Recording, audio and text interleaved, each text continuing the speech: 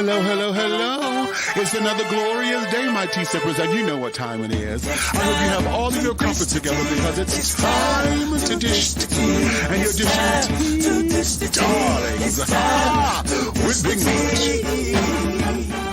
Can't wait. It's time to dish tea with Big Meat. It's time to dish tea with Big Meat. It's time to dish tea with Big Meat. It's time to dish tea with Big Meat.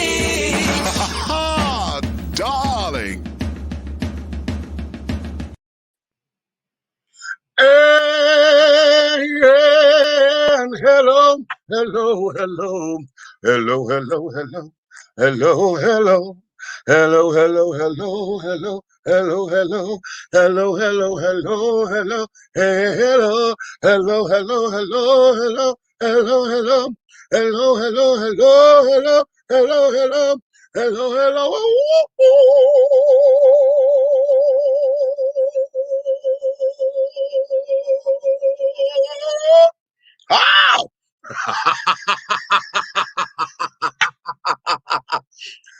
Hello. What's going on to all of my tea sippers, my crumpet dunkers, my tea brewers, my pot stirrers, and my tea leaf readers, honey? What's your tea, children? It's another glorious day, my darlings, and I know you got all of your crumpets together because, darlings, it's time to dish tea, and you are dishing tea, darlings, with Big Meats. What's up, what's up, what's up? Hey, hey, hey. Child, listen. I'm going to tell y'all something, because y'all know I'm transparent as hell, right? I'm sitting over here having a real man moment, okay? Right. I saw that look, Nick. I saw that look. I'm having a real man moment. And for those of y'all know how significant that is, okay? Because I tried to denounce all those little masculine male shits that, you know, that we do. But baby, when I tell you I'm right here enthralled, it's a man shit. Okay?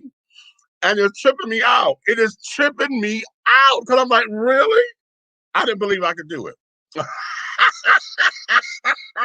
Wait a minute.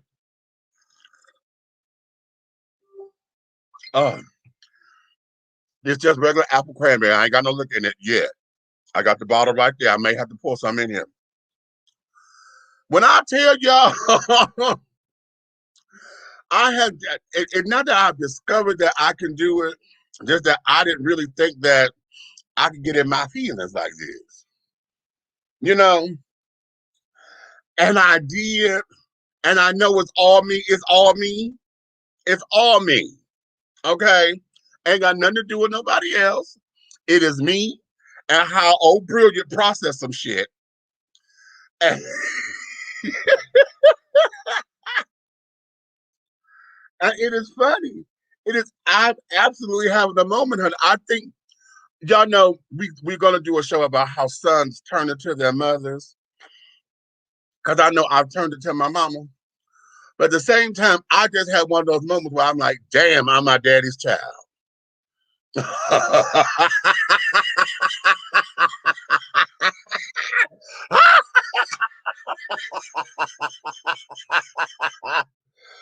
So I'm tripped out. And I think, you know what? Everything happens for a reason because there's no, you know, I don't believe in coincidences. Okay, I believe that everything happens that's in cosmic order and in alignment with what the omniverse have to give. Because today's show is basically about this. Okay, today's show we're going to have an author to come on with us. And honey, I'm gonna let her introduce herself in her own words because I was going to read everything, but I'm telling you, after what I'm just experiencing now, no, I need it to be as organic as possible, okay? Because and the reason being is because my lovely author, honey, she's gonna come up in here and she is really, really, really, really, really going to let us have it, honey. I'm going to call her the right doctor, even though she has, I don't know if she have a PhD yet or not, but I'm going to say the doctor. Okay. Miss, oh, damn. Okay. That's the damn man shit coming up. Okay. Miss Karla Davis Luster is going to be with us. She in the queue. We're going to pull her up in just a few moments. And she is the author of a new book called The Woman Tales. Okay. So I titled today's show, The Woman Tells and the Man Listens. Question mark, question mark, question mark. Okay. Because what we're going to do, especially now, I want to do this now because we're preparing for Valentine's Day and this, that, and the other. And oftentimes when it comes down to relationships, particularly romantic relationships, not necessarily friendships, but romantic relationships, we all get all discombobulated and carried on when expectations do not meet our requirements and et cetera, or when we are lost in the sauce, if you will, and we expect the expectations to have exact interpretation, you know. And so we're going to get all off into that. Nick, are you ready to come in? You ready? Okay, okay, let's bring in my co-host. This is the one that's Miss Aunt Nikki's up in here in the building. Look, how y'all like this? How y'all like this? How y'all like this? How y'all like this? How y'all like this? Is that the new backdrop, bitch? Bitch. I am sitting in my goddamn bedroom, I swear to God. Really? I just got some new ones too. Look, I'm in my bedroom in the chair I took from your house. I can't stand you. Okay, that's sickening. How y'all doing? Don't I look like I'm enjoying? I'm living my best life. Okay, you better give it. You better give it. Nice. It's lovely. Mm-hmm. I like that one I got for Soul Cypher, but this, bitch, I feel like I'm. Okay, there. Okay, So what we're gonna do? Red is gonna be coming in later, I'm sure. Okay. And all of that, but we're going to get things started because I don't want to make. I don't want to. We had company coming. Yeah, we got company. I might drop down and put my wig on, y'all. I'll be right back. Oh. Let me put my avatar up here as we talking. Oh. I'm listening. I got you. What we're going to do because I don't want to. Company coming, y'all. Oh God, I forgot you wasn't here yesterday, and I had did all this yesterday, and got the folks all ready and things of that nature. So what we're going to do, while we're waiting on Red to come in, I'm going to get things started because I don't want to take up a lot of her time. And y'all know talking is a hobby of mine. Meech, can I tell y'all something real quick? What's that? If you don't really absolutely need to cut somebody out, don't. Because the older we get, y'all tired. Listen. When I tell y'all I dragged the bitch for filth up, down, around the corner, around, and only because she was deserving, because y'all know I'm not like that. Well, sometimes. Y'all know what the fuck I mean. But she really deserved it.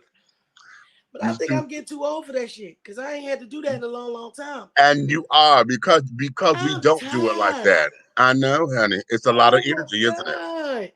It's a lot of energy. Jesus. But I'm glad that I'm an empath, right? So not only, it wasn't just me upset. So it was a lot of people upset with this one person. And somehow I took on everyone's energy. Because come on, Rogue. Huh? I said, come on, Rogue from the X-Men, honey. Yes. Oh my God. Yes. I didn't even think about that. So I took on everybody's shit. And after it was over, it was like, damn, you wasn't even really that damn mad. But because it was so much anger going, I picked up on all of it. And you guys, I did a video. I'm gonna put it up on YouTube, apologizing to y'all, especially to everybody over here at Dish and T and Nighthawk Network, because when I cussed this ever out so damn bad, yesterday I couldn't talk, y'all. I wasn't here because I just didn't want to be here. I absolutely had no voice. Well, we hear the remnants of it now. Oh, should have put some hair on. Thanks to my bestie over there because he bought me some throat coat early. He sure did. Okay. Okay, now listen. See, again, all this plays into what we're about to get ready to talk about, okay? Red just came in. Red, come on up in here and say hi to the gang before we bring in Miss Karla. All right. Thank y'all. Lovely. Hey, thank you, Nikki. Oh, you're welcome, baby. Yeah. And next time you need your throat coated, no, I don't. Okay. Nope. Right. We got company coming. I'm all right. Don't come at me. Don't come at. We got company coming. So without any further ado, and Red, you're going to appreciate this because, like you, she's a Chicago native, and she is embarking on making some things happen, which taking us into the world of understanding Black love in all of its facets. Okay. And understanding that Black love needs to be celebrated and appreciated in its facets and through the eyes of many different perspectives. So she has a new book out that is on pre-order. As a matter of fact, wait a minute, I got to make a banner. So when I bring her in, I'm gonna have her to give me the link so that we can do the banner, so I can roll the banner at the bottom. She has a book out. It's called The Woman Tales.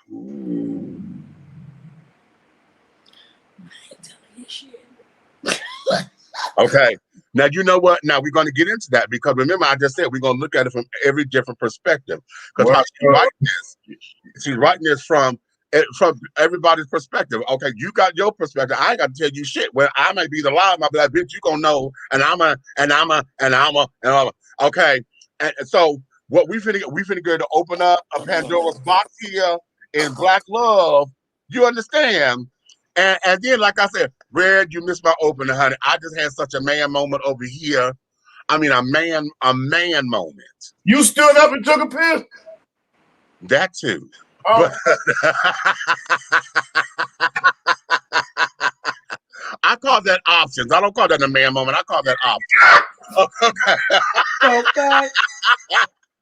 But everything that we've just discussed up until now, I think is going to help be and feed into the narrative of what our guest is going to say or want to say, or at least hope that the conversation goes in when she talks about her book, The Woman Tales. So without any further ado, ladies and gentlemen, let's bring in the author extraordinaire, Chicago native, honey. This is Miss KARLA Davis Luster. Hello there, my darling. Welcome. Hi, everybody. Hello. Mama. Look at Ray. He about to be like, I know you. Look at his face. You know her? I don't know nobody. You don't know nobody?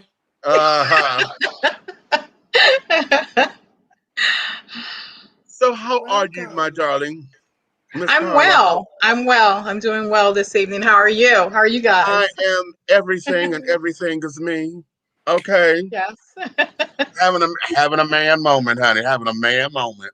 Okay. A man moment. A man moment, honey. You know, it's one of those things. And really, if I'm going to put it in any kind of category, it is about obsession, possession, and what? I need another ession on this. So I'm going to say intercession, but that wasn't the right word. But anyway, we're dealing with that. Okay. In understanding deception, that's what it is. I would say deception because it was me deceiving me. You know what I'm saying? Me caught up in my feelings and this, that, and the other. And it's such a masculine energy to where I know that in your book, The Woman Tells, that coming into a space of Black love and understanding Black love, that the woman is telling, but the man is too. He's listening. And then we have to, the whole idea of that give and take. So what I want to start with you with is, let's give the audience exactly, give us your bio, who you are, and why writing this book has been important to you. Okay, thank you. I like to, before I get started, just say thank you for the opportunity to be on the Big Meat Show. It's my pleasure, and I really appreciate it. I am KARLA Davis Luster. I am a Chicago native. My background is that it's kind of like very, very broad.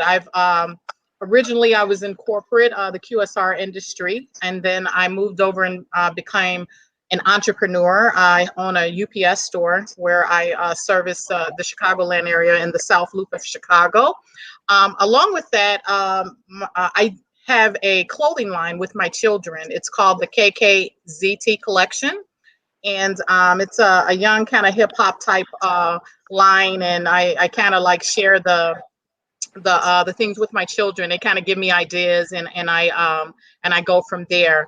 Along with that is, as you know, I am an author, and I wrote the book The Woman Tells. It's actually not the first book that I wrote. I originally wrote, when I was in corporate, a lot of training manuals and things of the sort. And from that, I always said, if I can write a manual for corporate and a training department, I'd like to take the time to write something that I really, really like. I toyed with and went back and forth with whether or not I would just write strictly about my life. But then when I thought about it, I said, you know what, I want to write about something that everybody can identify with. I mean, I could tell my life story. Everybody would be okay. Oh, this is what she went through, how she was raised, etc. But I wanted to write about something that was, that could touch everyone, and everyone could have an opinion, and everyone could possibly see something that they can identify with. And that brought me to writing The Woman Tells. The Woman Tells book is basically a couple that goes through some relationship issues, and the husband steps out on the wife. They go through what they go through, and then the wife is she wants revenge, so she steps out on him. And with that, in the book, I tell the story, every side of the story. I tell the husband side of the story. I tell the woman's side of the story. I also took the time to tell the side of the story of the other woman. Most of the times when there's an other woman involved, people just, look at her as, we're going to stone her, just burn her at the stake or whatever else. She's messing up the home. But the way and the angle that I come from, I tell her side of the story, how she actually became the way she is, and what triggered her to want to step out, because in the book she's actually married as well. And then I tell the side of the story of the other man and the baby mama. So it's kind of like a lot of stuff going on, but it ties back in, and it's all about relationships. Come on with the controversy. Yes. Girl. It's on pre-order, y'all saying? It's on pre-order. Wait a minute. Now, okay. Put the banner up. Let me go here. Go ahead, pre-order because right listen. Okay, let me start here. Coming from corporate America and writing training manuals and the sort, to come to writing this particular type of book, a novel, based or inspired by reality.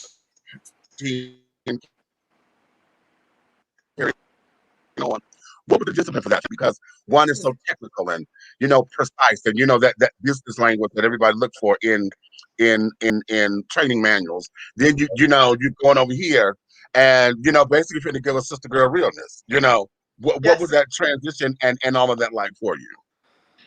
Honestly, it was easier to write The Woman Tells as opposed to a training novel. I grew up on the I grew up on the south side of Chicago, so I'm able to speak the language. That is my language. Just speaking the sister girl or whatever else. When you go to corporate, you have to transform into fitting into that world, being able to speak appropriately, being able to act a certain way. Don't step outside of the RAM and speak your own native language or whatever, or the sister girl language at work. You have to be proper. You got to show up on time. You got to do this and that. There's a lot of set of rules that you got to follow. When I'm writing a book about relationships and about stuff that I see every day, grow up around or whatever, that's easy. So okay, how she said that's easy. Okay, because it's me. Come on, Michelle Obama. Okay, come on, Michelle. Listen, I'm still south side of Chicago. Damn it. Don't let this hell fool you. Okay, because I can whip it back and forth now. Okay, now I want you to say it now so I can make the banner, but we're going to continue to let folks know where we can get the book in pre-order and everything.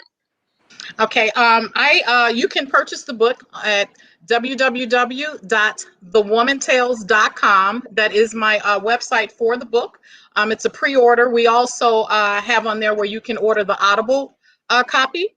I'm also on Amazon. You can get it on Amazon, but when you go to Amazon, there is a glitch. It seems like everybody's out there telling. There's a lot of, there are a few other things out there, the tales. So you have to type in The Woman Tales by Karla Davis Luster, and that'll bring you right up to me. But I am on Amazon as well. So the Audible one, can we get that one right from audible.com, or is the Audible one on your website? It's on my website. Okay. It's on my website. Thank you. Okay. I be so mad. I be so mad I don't have the time to actually sit down and read as much as I used to. So, but I still love a good book, and I ain't heard one of them in a long time. Okay. Okay. So now let's go here, because most of the time, a lot of folks, you know, they commission off authors or commission, condone, whatever authors, because they're going to say that this is coming from personal experience or any of that. With the novel, how much of it was you pulling from either personal experience or just the experiences around you in order to well shape the novel? Did you have to do a lot of research, or was this based on what you already knew? Okay, I can say just from as far as research is concerned, I already kind of had the research from just growing up and all the relationships and different people that I interact with. I will say that. But I did interview some couples. I've watched some couples. I've gotten information from just friends, watching friends, you know, and then some of my own personal things that have happened within my relationships. And I've got to say that as far as what's happened in my relationships is the least amount that's in there, as opposed to just, you know, pulling from just some of my girlfriends. You know, I have like 5 male cousins that I grew up with, and, you know, just watch some of their relationships. So it's just a real well-rounded amount of information put together to make this story. It is fiction, and I did, you know, kind of embellish some of the stories. Some of the intimate scenes is embellished to make it really, really good, you know, of some stuff that I've heard or whatever else. But basically, it's from all the relationships that have come, you know, that I've interacted with and have been around. So it's a conglomerate of things. Okay. Okay. Now let's go here. With the book, I love how you say that, you know, it's the understanding and wanting Black love to be seen and to be recognized in all of its facets. Let's explore that for a minute, because the climate that we're in now, okay, where, you know, it's becoming popular again to be Black. And I'm saying, yes, I said it like that. Okay, we all know what it is, but now it's becoming popular. You know, everything, you know, since we got Black Lives Matter, everybody want to make sure they got their Black Lives Matter shirt on, and, you know, oh, we Black Lives Matter now, you know. You know what I'm saying? And if you gotta say it, you're not Black Lives Matter. If you gotta keep saying it. Would you say like this? if you gotta wait, you know. That part. Okay. So with having to say that, in this particular climate, for us to understand what Black love is, what it looked like, and this, that, and the other, did you feel it was a responsibility of yours to let the book shine that, or while writing it, you discovered that, wow, you know, the folks would really get an understanding because of the different languages and the voices that are being shared. We're hearing it from the baby mama side, we're hearing it from the other man's side, and we may not have had that before. What was your experience with that, or your revelation while writing that?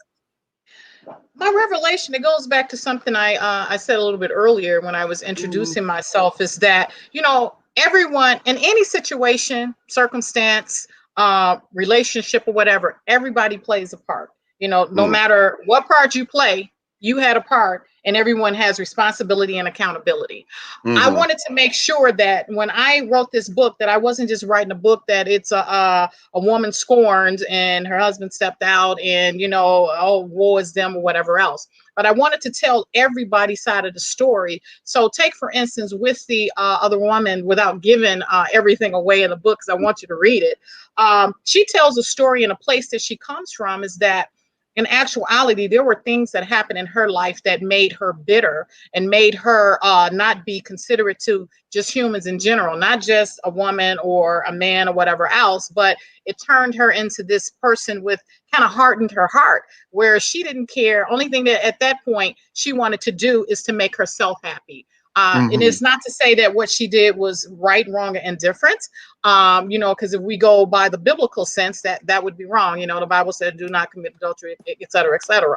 However, I think when you read this book and you look at, you listen and see what she's saying in it, you kind of take a different perspective rather than wanting to put her on the stake and burn her, just out the gate. You kind of say, well, it ain't right, but okay, so this happened. So this is the reason why she's doing this. This is the reason why, she's at the place that she is. And then you get to the point, you hear the side of the wife and the other man and etc. So I wanted everyone to have a voice and to have a side of the story, because when in real life, everyone has a part and everyone plays a part. So that's what I wanted to make sure that I brought to light, and I didn't leave anybody out, including the baby mama. She has a little bit of a part, and she's kind of she has a very small part, but in that small part, she tells what happened to her.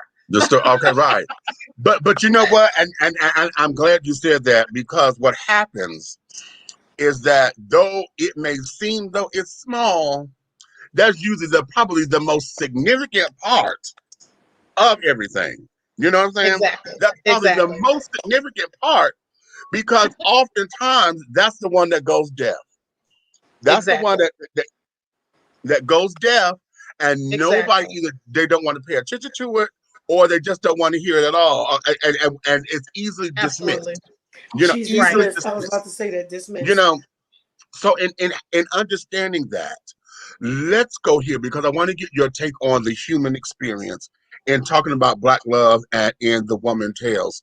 While writing this book, was there anything new that you learned about the human experience as far as the different voices and things as the book was coming to life? Because as an author, I'm a playwright, so I understand what it is when the characters start to speak. I don't consider myself a writer. I say I'm a transcriptionist, because I just write down what I hear. So, so as when you were putting this together and the characters began to speak, what did you learn from each character in the book as the author? I learned that each character had something very significant that was important to them. And if you and something that they needed in order to continue to be whole and to be happy, and at the point that they weren't getting that, that's what sent them in another direction. And I will say this, I do say this, I think it's in the press release or whatever else, about 5 codes that when there's a relationship, a Black relationship, and I'm not taking anything away from any other nationality. I have family members that are married interracially. I mean, just all over the place. It's the United Nations. So, and so it's United Nations, do your thing. Whatever your tickles your fancy, that's your thing. God bless you. But there are things that I think that in a relationship that are very strong that I talk about. There's with Black love. When you see a very strong relationship, they've been together 50 years, 40 years, or whatever else. These are some of the things that I talked about. Is they have honor. They know how to conduct themselves. They are obligated to each other. It seems like they sing each other's praises and they glorify each other. They have respect. That it seems like nowadays, this generation is just all over the place. I don't know where the respect is, or maybe that's their language and we didn't learn it, because I'm, a little bit old school or whatever. And, they have no regards for feelings. And in the olden days, the people that do have a really strong relationship, it seemed like they took in regard their partner's feelings, the loyalty, the allegiance, your faithfulness, following through on your plans, sticking to what you say. All of these things are very important to me in a relationship. I've gone back and forth over the years with, struggling with trust. Things happen in your life where it's like, I'm not trusting nobody, I'm just going to put this guard up or whatever else. But that is something that is very significant in a relationship. And when that's gone, it's kind of hard to really just, move forward with that. you can't, if you don't have the trust, you can't confide in that person. And if you can't confide in your mate, then there's a communication gap where there's an issue. And the last thing that I like to say I talked about was code. That code. That's When a relationship, your code. The code to me is your principles, your morals, your rules. What are your standards? You got to have standards. What are your beliefs? And if those things are not lining up, I think you're in trouble. Oh, now let's go right there with code. Because one of the things that we all know is that there are those unspoken codes that gets us in trouble. Because we think we're supposed to know this through osmosis, or it's culturally. Because as Black folks, we got a set of codes that ain't spoken. That we we look at each other, but I bet you broke the code, and that's an ass whooping. Okay. You know that one. That's an ass whooping. Girl, that's an ass whooping. Now come on over here. Stop taking the earrings off. Girl, you already know that's an ass whooping, bitch. Okay.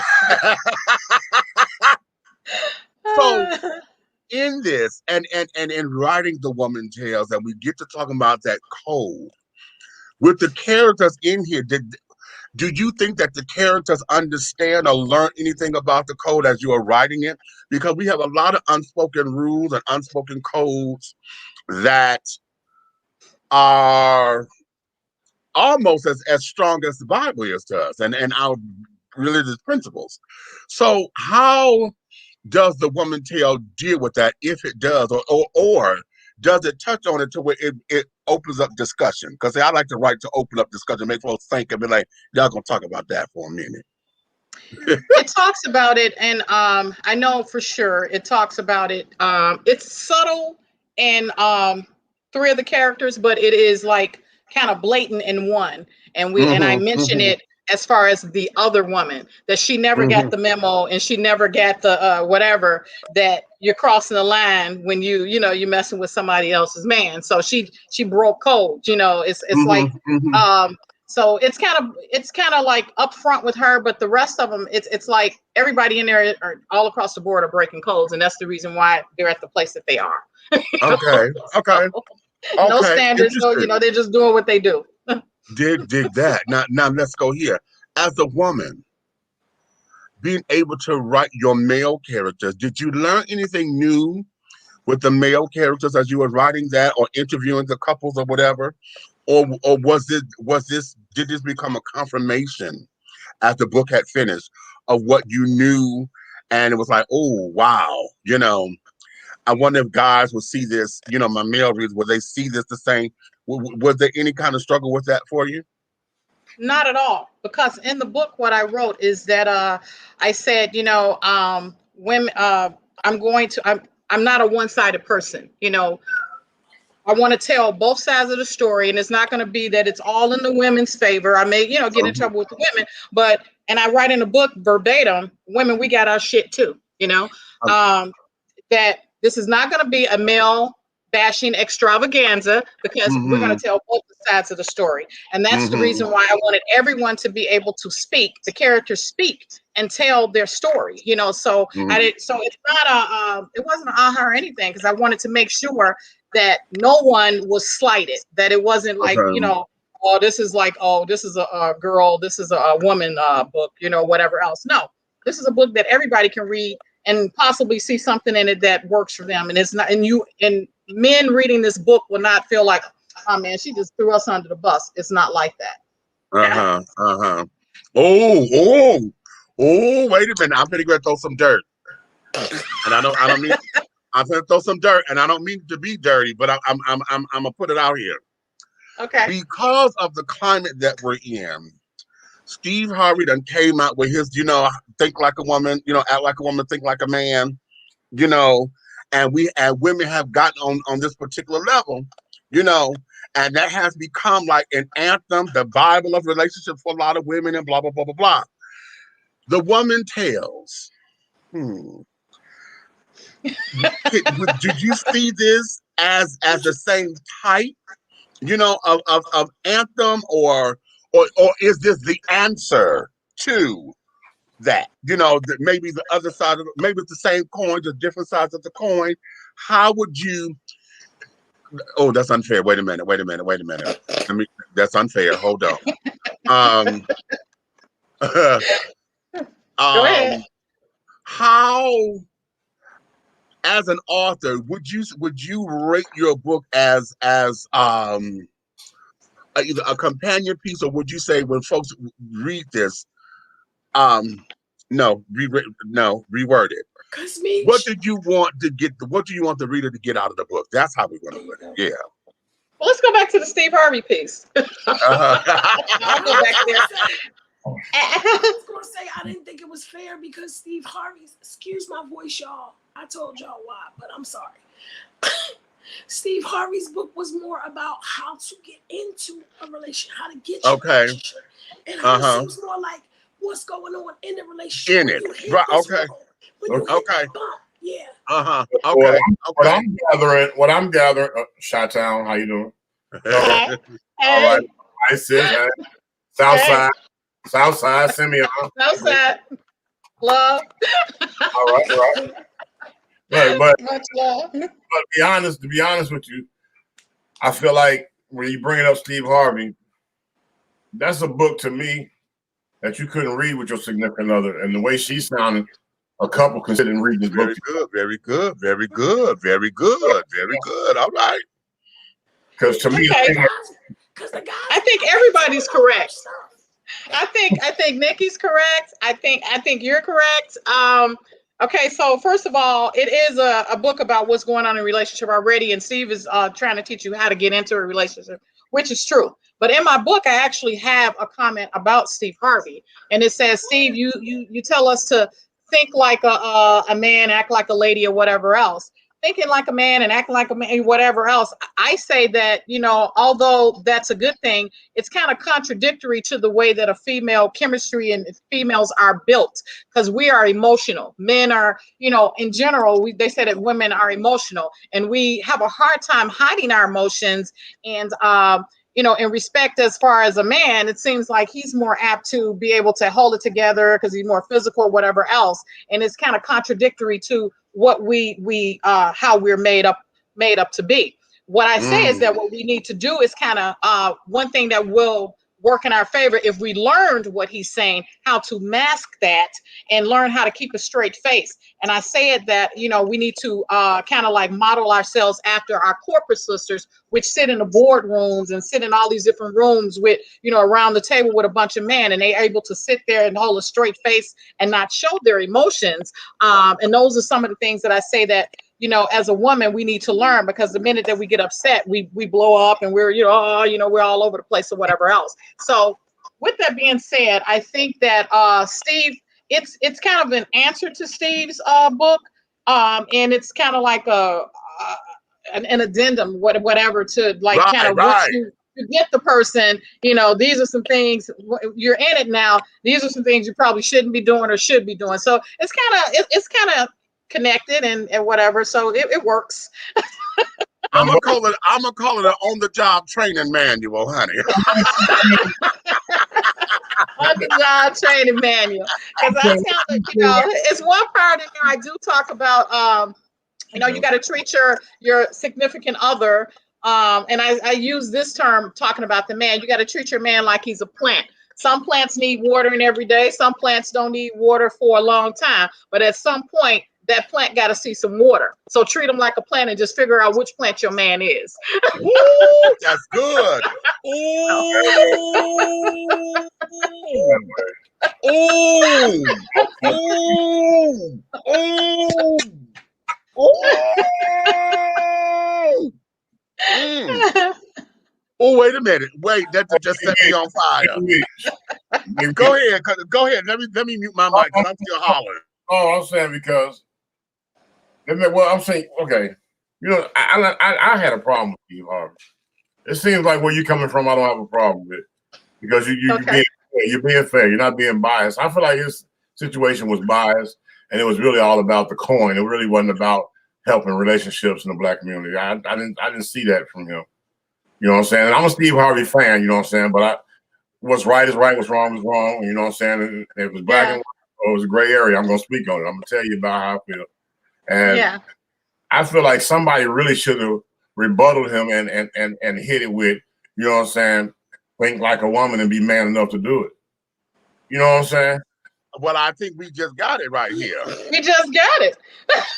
I think we just got it right here because she just said, "Oh, we need to answer, honey." Then she just said, "Wait a minute."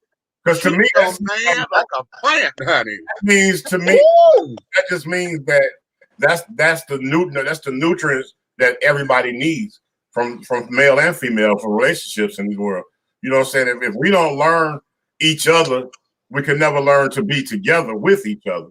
You know what I'm saying? Absolutely. Absolutely. Right. Absolutely. I agree.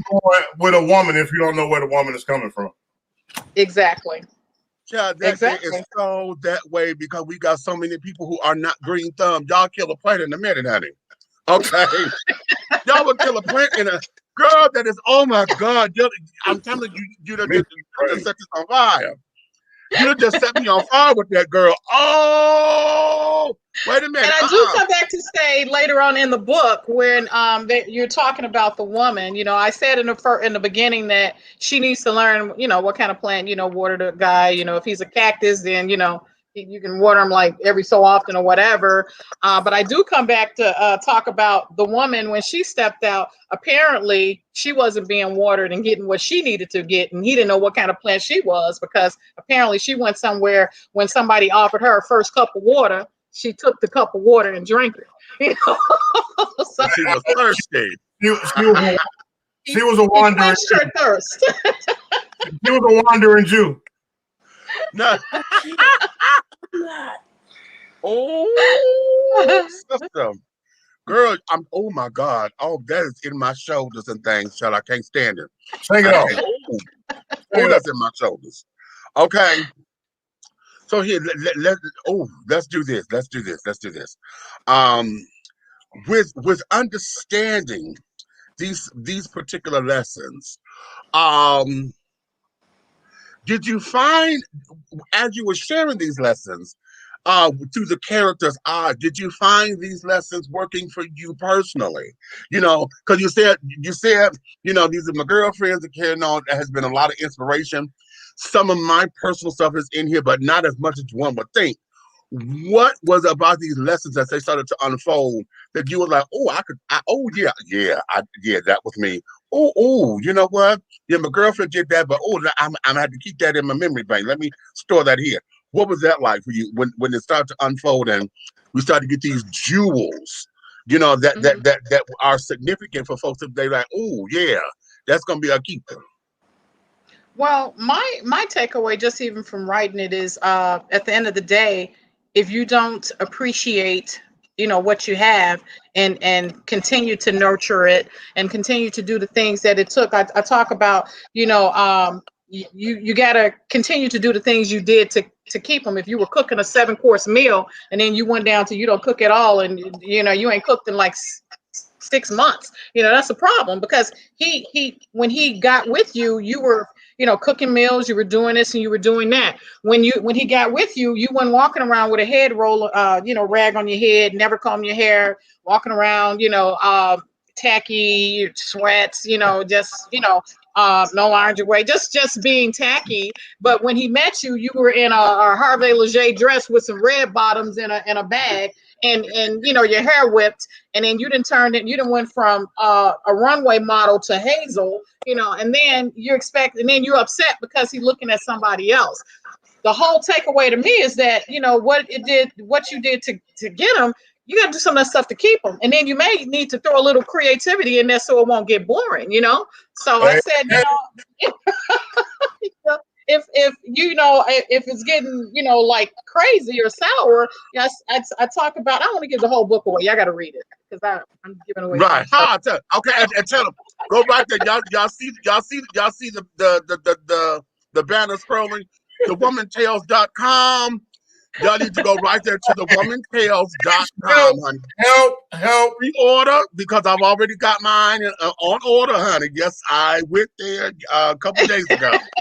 Mine is on pre-order. When she just said, I ain't gonna tell y'all the whole book because y'all gonna go read.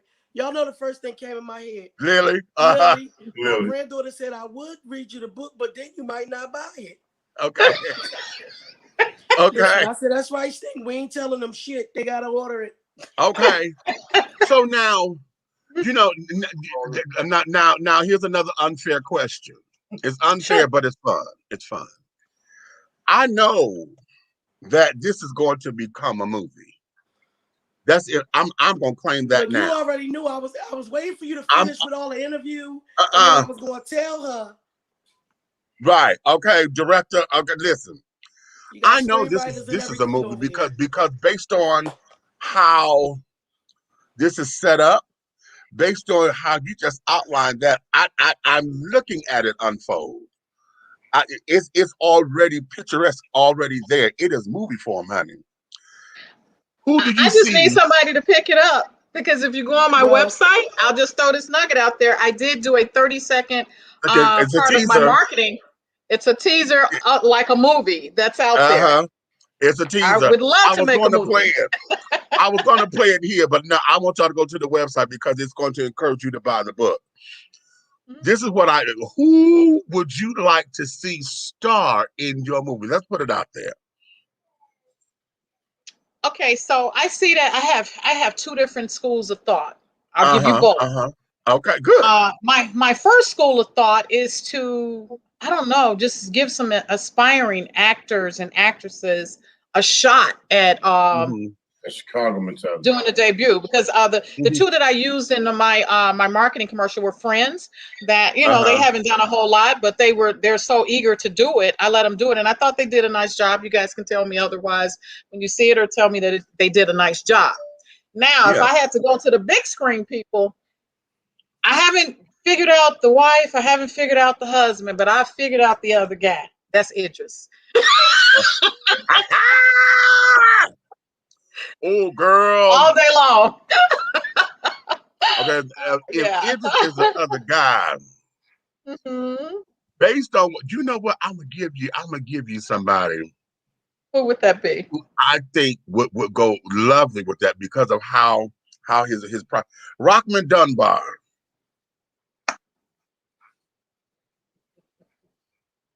Okay. You know that's my husband, number 237, right? Did you say 237? You heard me, honey. You heard me. What happened? You just skipped past 1 and 2. 230. Those slots are already taken, honey. You know, I done had husbands and put them out on loan and carried on. Some of them done died. You know, we done lost Michael Clark Duncan. He was 132. You know, so. But Rockman Dunbar, I can see in that. Write that down. Okay. Oh my God, do I see that? Oh, okay. Mercy. And the wife? Do you see the wife? Megan Good. Oh, okay. Okay. Now, girl, yeah. I said Idris for the other man, but who would you see? I like that. No, that's perfect. You like that one? Okay. Perfect. I like that. I like that because he's so suave and so debonair, and then let him speak in his native tongue, honey, with that accent. Okay. And one more I'm gonna say. What about the other woman? Who would play that? The other woman, you know. What did he say? What you say? Megan Thee Stallion. Megan Thee Stallion. You so damn stupid. No, you know what? You know what? Taraji is overdone, but I don't want her. Who I would love to see would be Regina Hall. Okay. Yeah. Regina Hall, honey. She dope. Okay. I would. Oh, that kid was there. Okay. Oh. So who we gonna get to finance this movie? Right, now there we go. There we go. Okay. So that's already a good, let's see, with those 4 names alone, that's already a good half a meal right there. Okay, just on talent. Okay, that's a half a meal Okay. Oh, somebody said Tay Diggs. Ooh. You know, I was thinking about that. I was thinking about that. Tay Diggs. And they said Justine Smollett. Justine. Really? And not Journey. Now that's interesting. That's very interesting. Although Journey, but see, they sisters. Justine and they sisters. But that's good. Oh, that's real good. That's nice. That's real good. But you know what? I would love to see. I would love to see Journey play the baby mama, her to just get ignorant and just ghetto as hell. Okay, writing all these names down. Yeah. Okay. But yeah. Okay. So now, you know, I do the movie thing out there. Where was Cupcake said Lauren London should be the baby mama. Lauren London. Oh. Okay, we forgot about her. And I've seen a few of her pieces, you know, the movies that's independent. Yeah. Lauren London. Okay. Yeah. Nice. Oh, that's girl. Yeah. Okay. Yeah. Now we need to talk to Will Packer. Right. Talk to Will Packer to let him be the EP on this, so he can find a way to get this going. Executive producer. But this is right at Will Packer's Avenue, honey. Okay. This is right up this avenue. EP. Let him, yes, honey. Oh, wait a minute. Buck say what? I like to see Jill Scott somewhere in the film. You just want to see Jill Scott and all them titties, honey. That's all. Okay.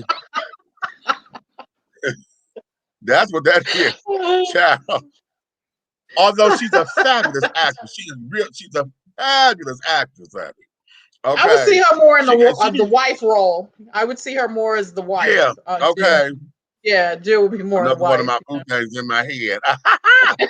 So now we're talking this, and I'm gonna put it out there because, girl, this here I'm excited already about reading this, and I want to put this on our book on our book list so that we can, because see, what we'll do is, in fact, I'm gonna put this out here now. Everybody who ordered the book, let me know when you get your copies, because what we'll do is, when everybody gets the copy, okay, we got to get it together. I don't want nobody reading ahead of time, because we're gonna set a date. Well, no, I can't do that because y'all gonna cheat anyway. So what we're gonna do is, when we all get the book, we're gonna set a date when we'll come back here. Okay. And we'll sit down here and pick this girl apart, honey. Because y'all know I love the good read, honey. I love the good read. Okay. Okay. And we'll sit down here and we'll do that here. And we'll bring you back, Miss Karla, and let the children talk. Okay. Let the children and we'll sit down here, let the children talk. And let's see how the book speaks to them and who they identify with, honey, who was their sister girl in their head, who the bitch who ass they want to be, honey. You know, because we're gonna have, you know, I want to slap that girl so bad. You know, we're gonna have all that in this book because I don't want to sound like I'm a hype man, but I get excited when I hear creativity. I get excited when I hear a well thought out to do, and I'm excited because this is something that we don't hear all the time, where all of the voices here. You know, we get to hear, okay, not just that that's the baby mama and carrying on. And just, I love how you said that. I don't want to villainize her or make her the easy target. You're gonna understand her story, okay? Why she became that, because she didn't start off to say. Everybody who a side piece didn't start off to say I'm a side piece or I want to be a side piece. That came later when they found out the benefits of what it is. Well, sometimes they find out that they're the side piece along down the road because they weren't told that they were side piece. They weren't even told that the person was married. Say that, because a lot of people don't find out till later. Everything ain't up front. All information, you know, people aren't forthcoming with everybody, you know, so, you know, they could have became a side piece unknowingly. Ain't that okay? Right. And see, how you got to think about this, Mitch. How many of them made adult executive decision to make a side piece after being caught up by the main woman. Exactly. See, and we go listen. We gonna get all that in this book. We gonna get all that in this book. You understand me?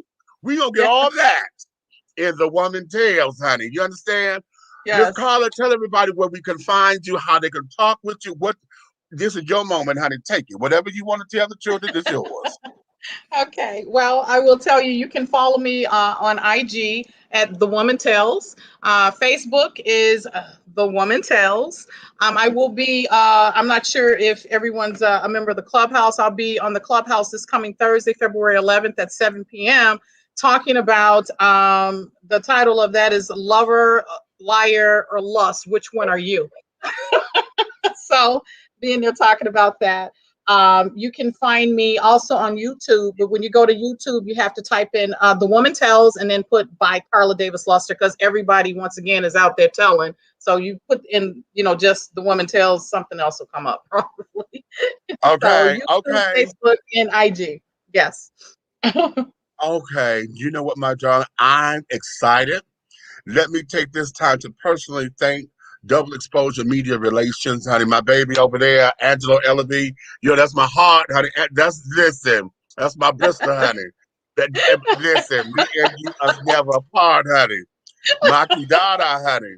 Listen, thank you so much, okay, for just letting me go down your roster, honey. And supplying and just for introducing this wonderful spirit. You're such a wonderful spirit, darling. Thank you. Thank you. Thank you. Oh, you have such a wonderful, wonderful, bright and light spirit, honey. And you're very forthcoming. You're very fun loving. And I'm from Detroit. So see, we that twin thing. We there. That Midwest twin thing, honey. See, and then, me, this right here tells you right here. See that what that does? That takes that ugly mask. When somebody say they're from Chicago, and you got the ugly mask, and you don't realize that a lot of intellectual people came from there. A lot, we get down there. We have school spirit, right? Right. And we have a high rate of people go to college and graduate. How about that? You know what I'm saying? How about that? People don't. Those stories don't get told about the South Side of Chicago. No, those right. That's right. South Side. Hey, okay, say West Side. Okay. Okay, DeMarco is up in here. Hey, DeMarco. Hi, DeMarco. DeMarco Majors, honey. Another author and carrying on. So, Miss Karla Davis Luster, darling. Okay, Luster. Ooh. Okay. I want to take this time and thank you for coming on with us. I want to let you get back to your evening because I could listen. We can go on, but if we go on, we're gonna end up telling the damn book. And I want the folks to go and buy it because we're gonna bring you back here. Once we set the date, I'm giving everybody 30 days to read it. So we got to get. And so, you know what? Ooh, no, let me give y'all time to get the book because see, y'all know I go into birthday mode, and today is the 6th. So in 22 days starts my birthday season. Okay. Yeah, my birthday season is February 28th to April 2nd. My birthday is March 4th. So my season starts in 22 days. Okay. So wait a minute, DeMarco, say it one more time for DeMarco. How can we reach her? I would love to connect with her. Give it to her one more time, baby. Okay, you can connect with me on IG at The Woman Tales, Facebook, The Woman Tales. Also, no, I think I'm maxed out on my personal, but The Woman Tales, and then I'm on YouTube, The Woman Tales by Karla Davis Luster. Okay, and you see the banner running, DeMarco. That's the website where you can go and pre-order the book. Okay, go order the book because I need you here. I need you here in one of these squares, honey, when we talk about this book. So, yeah, go to the... Oh, I need you here. Yes, I need you here. Oh. Oh. Yeah, you just thought about what I thought about.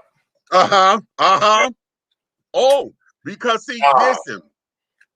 And the alphabet children, honey, I need us to come in here because we're going to hear ourselves coming out the mouths of these children. Even though from what we hear, it's going to be straight children talking. But y'all know, honey, no, y'all know we're going to find ourselves. Don't worry, I'm bringing my heterosexual heroes. We coming. Okay. Okay. Y'all coming. know. Ooh, you already know. You know what? So, yes. Let me find out if Nick Anderson is available, NBA retired player. He wants to send me out with me. I'm gonna see if he's available because he's a very, very bright brother. He's starting to write something now. So yeah. Okay. So Miss Davis Luster, darling, it has been a pleasure. Oh, it's been such a pleasure. And I can't wait to get you back here after we read this book, girl. I'm jumping through my skin over here because I know me and my man moment today is gonna be outlined in this goddamn book. And I already know it. Oh, I know because it's what I just experienced was so typical. It's crazy. And I've never thought of myself as typical. Okay, never. Yeah. Okay, I never. Okay. So oh no, I just yes. Okay. So with that being said, I'm gonna let you get back to your evening, and thank you for coming on. Let Angela and everybody know, honey, I will be keeping in touch because once we get the book going, girl, you'll be back. Ooh. Okay. Thank you. I'm trying to get to the website right now. I can't wait for this. Thank you. Much love. Thank you, my baby. I love you so much. Thank you. Ladies and gentlemen, Karla Davis Luster and the Woman Tales. My darling, y'all better come on and do this. Listen what I'm trying to do. Oh, you got it? Y'all better come on and do this, baby. Come on out and do the damn thing like I said. I'm going to let that roll on the bottom for a little minute, honey. TheWomanTales.com. Go and order your books and then let me know when you got it. Because as a matter of fact, what I'm going to do, wait a minute. I was going to say something kind of shady, but I better not do that. What? No, I just figured out what happened to you. Go ahead. No. Wait. Oh. Go. Oh. You a real nigga.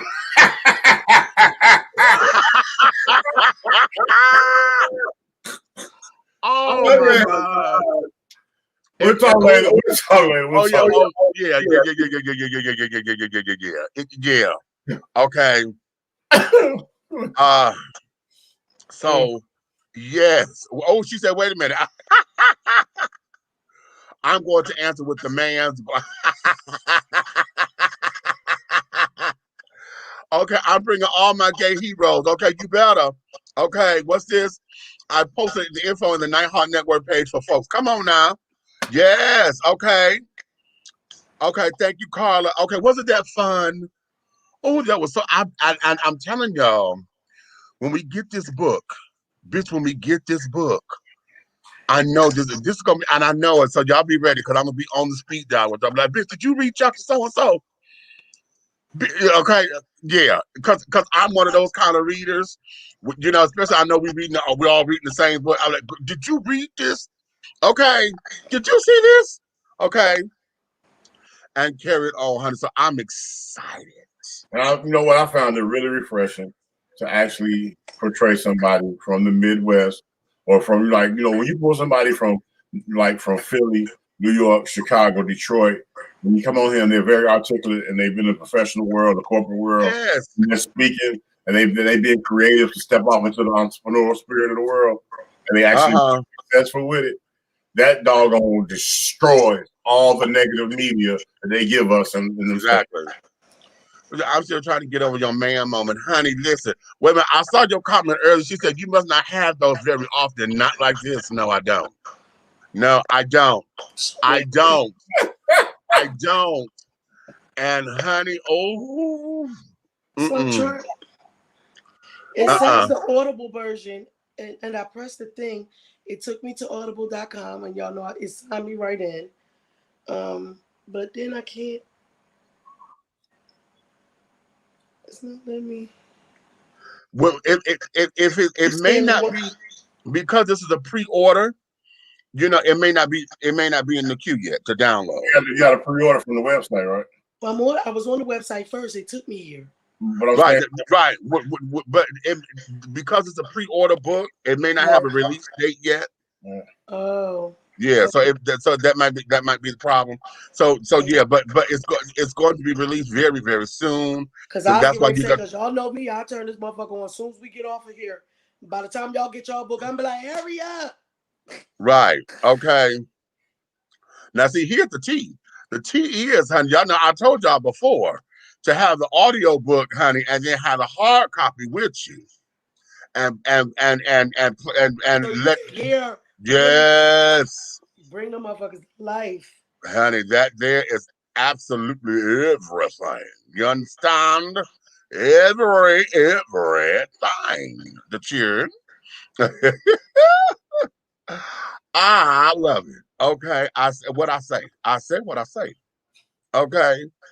So with that being said, my darlings, hold on. What is all these damn sixes? Anywho. They good. They not bad. They good. No, I'm saying I've been studying it. Okay. So yes, that there is that. So my darlings, let's do this because I told y'all, for those of y'all who were here yesterday, we were saying that we were going to get into part 2 of the Valentine's Day thing because of what was going on. This child here,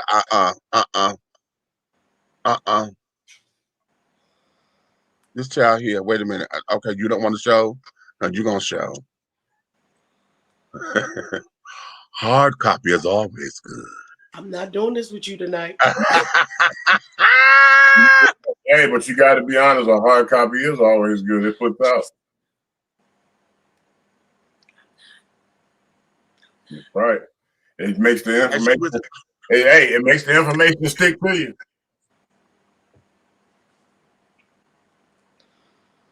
Stop. When the last time you held a hard copy? Just a few moments ago. I was getting ready to say, is you trying to be the fuck smart? No, I'm serious. This is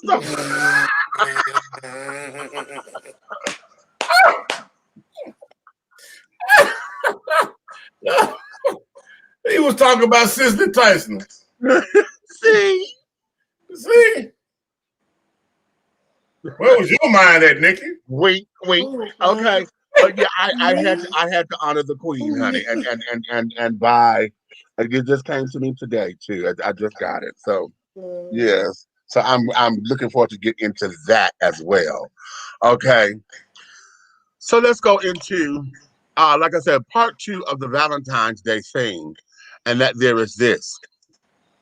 We were talking about perfect dates and carrying on, but let's go into what is it that you expect from your partner during Valentine's Day. Let's go into expectations and reality. Okay. Because oftentimes we are looking for this day to be a date of love, and we put our people through tests. Okay. We do these little stupid ass little if you love me bullshit kind of tests, especially around a Valentine's Day kind of thing. And and you do these little series of bullshits. Okay. Why? Don't be hypnotizing people. Okay. He hypnotizing people. That's the best Valentine's Day. It's almost like Bill Cosby. I'm gonna need for you not to do that. You do what? Somebody was supposed to snap a finger so I could come out of it, but okay, you didn't get that. I thought you wanted me to pull out my Jello. Okay. Eric said, "Cool. I got more songs. Then put them up here." Okay, y'all want to do songs part 2? No, because yesterday we had the perfect songs. Okay, that's the Valentine songs and carrying on. If my partner gave me all year long. Valentine's Day is just another day. Hey, okay. And I think that's it. I think that's the point. Going back and relating this to the woman tells and the man listens, quote unquote, does he? Okay. Um, if we sit down here, and a lot of times in relationships, and we've talked about this many times before, but we get into the expectations. Are the expectations real or realistic? Because here's the thing, as you know, when we were growing up, we were always told this is supposed to happen, this is supposed to happen, this is supposed to happen, this is supposed to happen. Women are constantly told that a man is supposed to take care of you. Okay. But then you get that duality shit because then you get, well, if you got a no good man, don't you let no man such and such and so and so. You better learn how to such and such and so and so. And it's like, well, wait a minute. I thought you said he's supposed to take care of me, but now I got to, blah, blah, blah, blah, blah. You know. So during this time of Valentine's Day, and how interesting that Valentine's Day happened to be in February, which is the shortest month of the year. Like okay. Okay. How is it that we have allowed this one particular day to allow for expectations to reign supreme? Okay. So what are we looking at that? Okay. When we talk about Valentine's Day, when we talk about love, when we talk about feeling overjoyed and joyous and blah blah blah blah blah, what is all of that? Okay. Why is it that there controls us the way that it does? Because we've had many deaths and murders and stabbings and injuries and serious injuries based all over what somebody says the matters of the heart or love. We got a lot of jealousies. A bitch can't go to the goddamn club, honey, without her man. And you want me to get just for you. Man, Valentine's Day is based on take and greed. Yeah. Okay. Okay. It was another way for the men. Just like Helena said right down there, the expectations of what you're gonna do for me. The most blowed up holidays in the urban communities are one is the reception of gift giving. Oh, it's always you better say that. Because it you ain't better really say about that. people. It's about everybody else being able to make money off the shit. Do you, you tell me really love you motherfuckers been arguing since last February? Now on this damn day, you want me to be romantic as shit, buy your ass candy and flowers, or vice versa, give you this nice whatever the fuck, because it is on one side. I will say this, and I'm gonna say this from say it right. Speak for all my brothers. Say it right. It's a one-sided ass holiday. Just like a 68 the only one. It's a one-sided thing. Women want all this shit, and all you expect to do is give him a little bit of coochie. But see, that's the problem. I'm just saying, it's on the 14th. It's on the 14th. Okay? But on the 12th and the 11th, you damn hit the man with a 68 and I owe you one. Right. But on the 14th, you expect a gift. If you had any sense, on the 13th, you the damn goddamn gave him the 68 and he owed you one. Shit, if you had any sense, you'd have been being good all since January 1st, girl. He wouldn't even know. He'd have been so ready to buy you every motherfucking thing you wanted, you ain't even realize it. Here's something to consider though.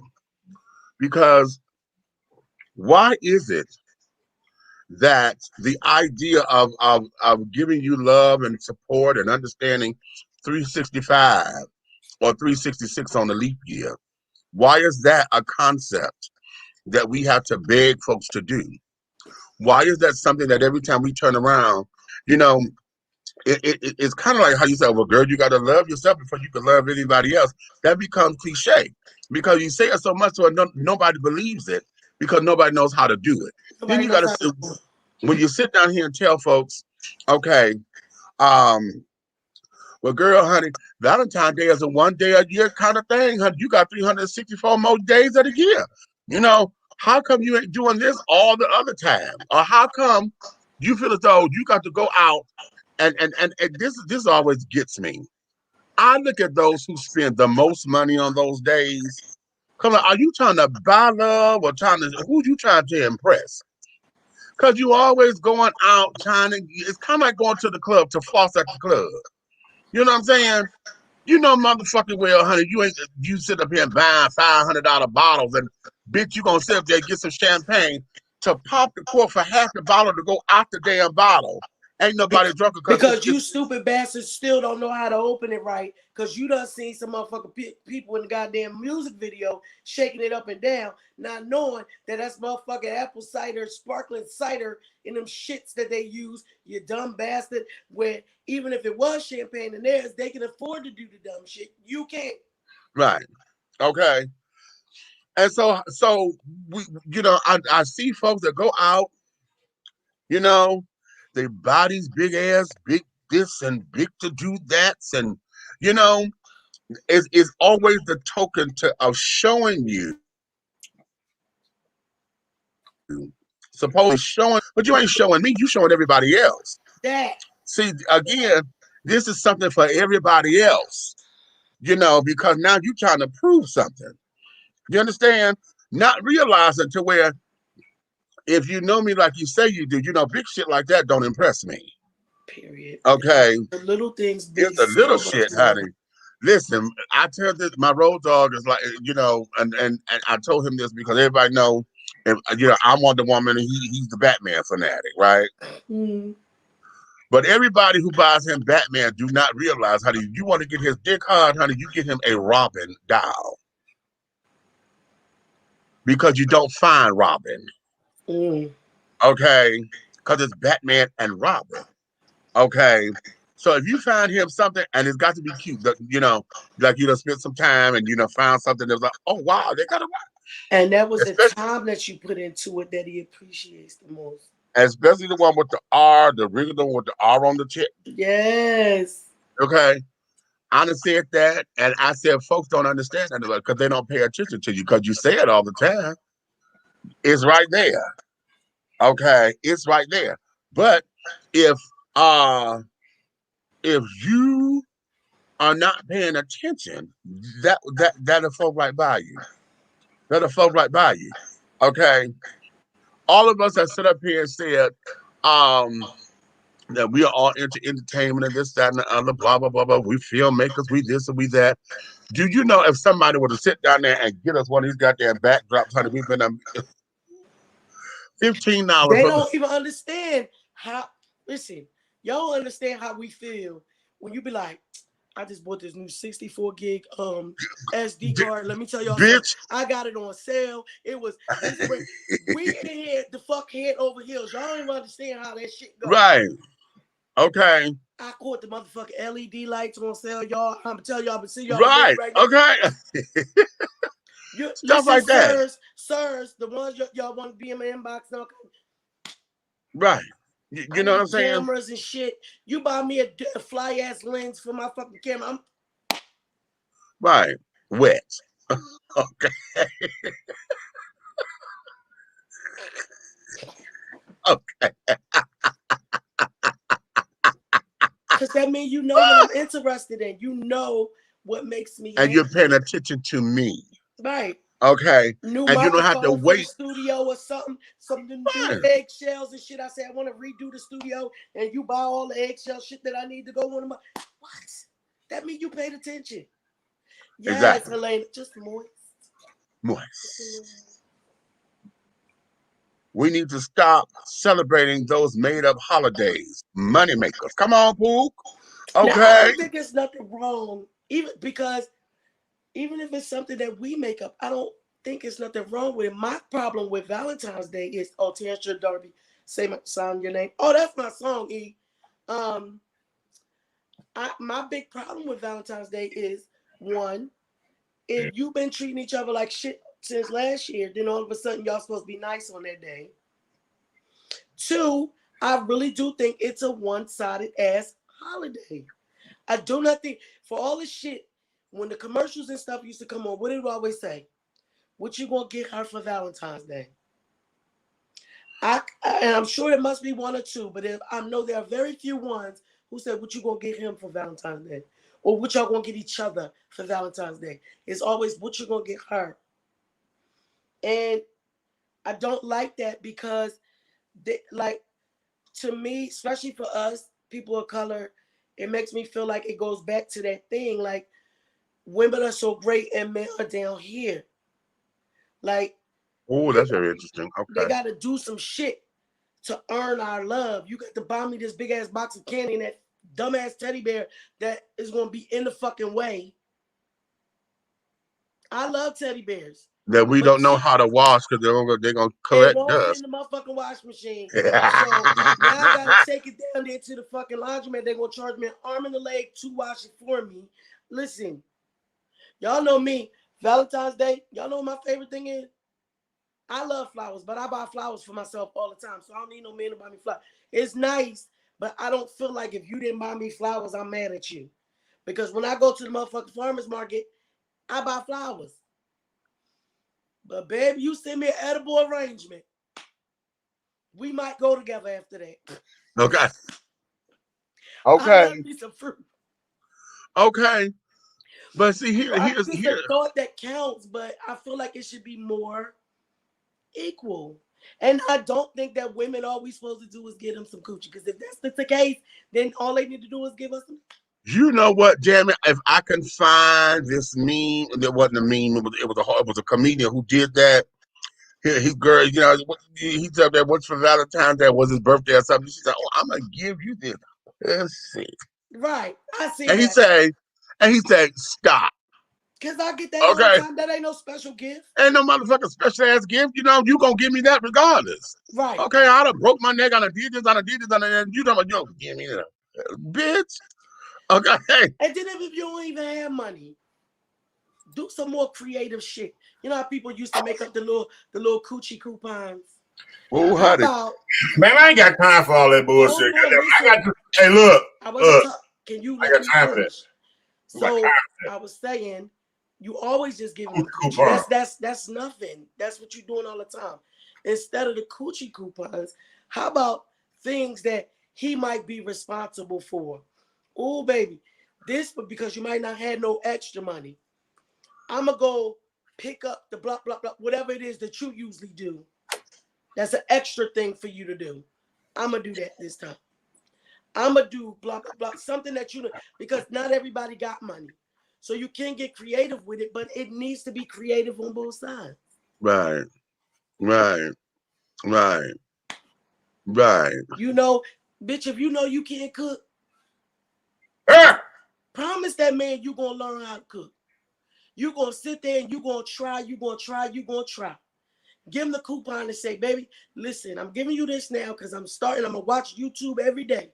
And I'm gonna learn how. It's something meaningful. You know what I'm saying?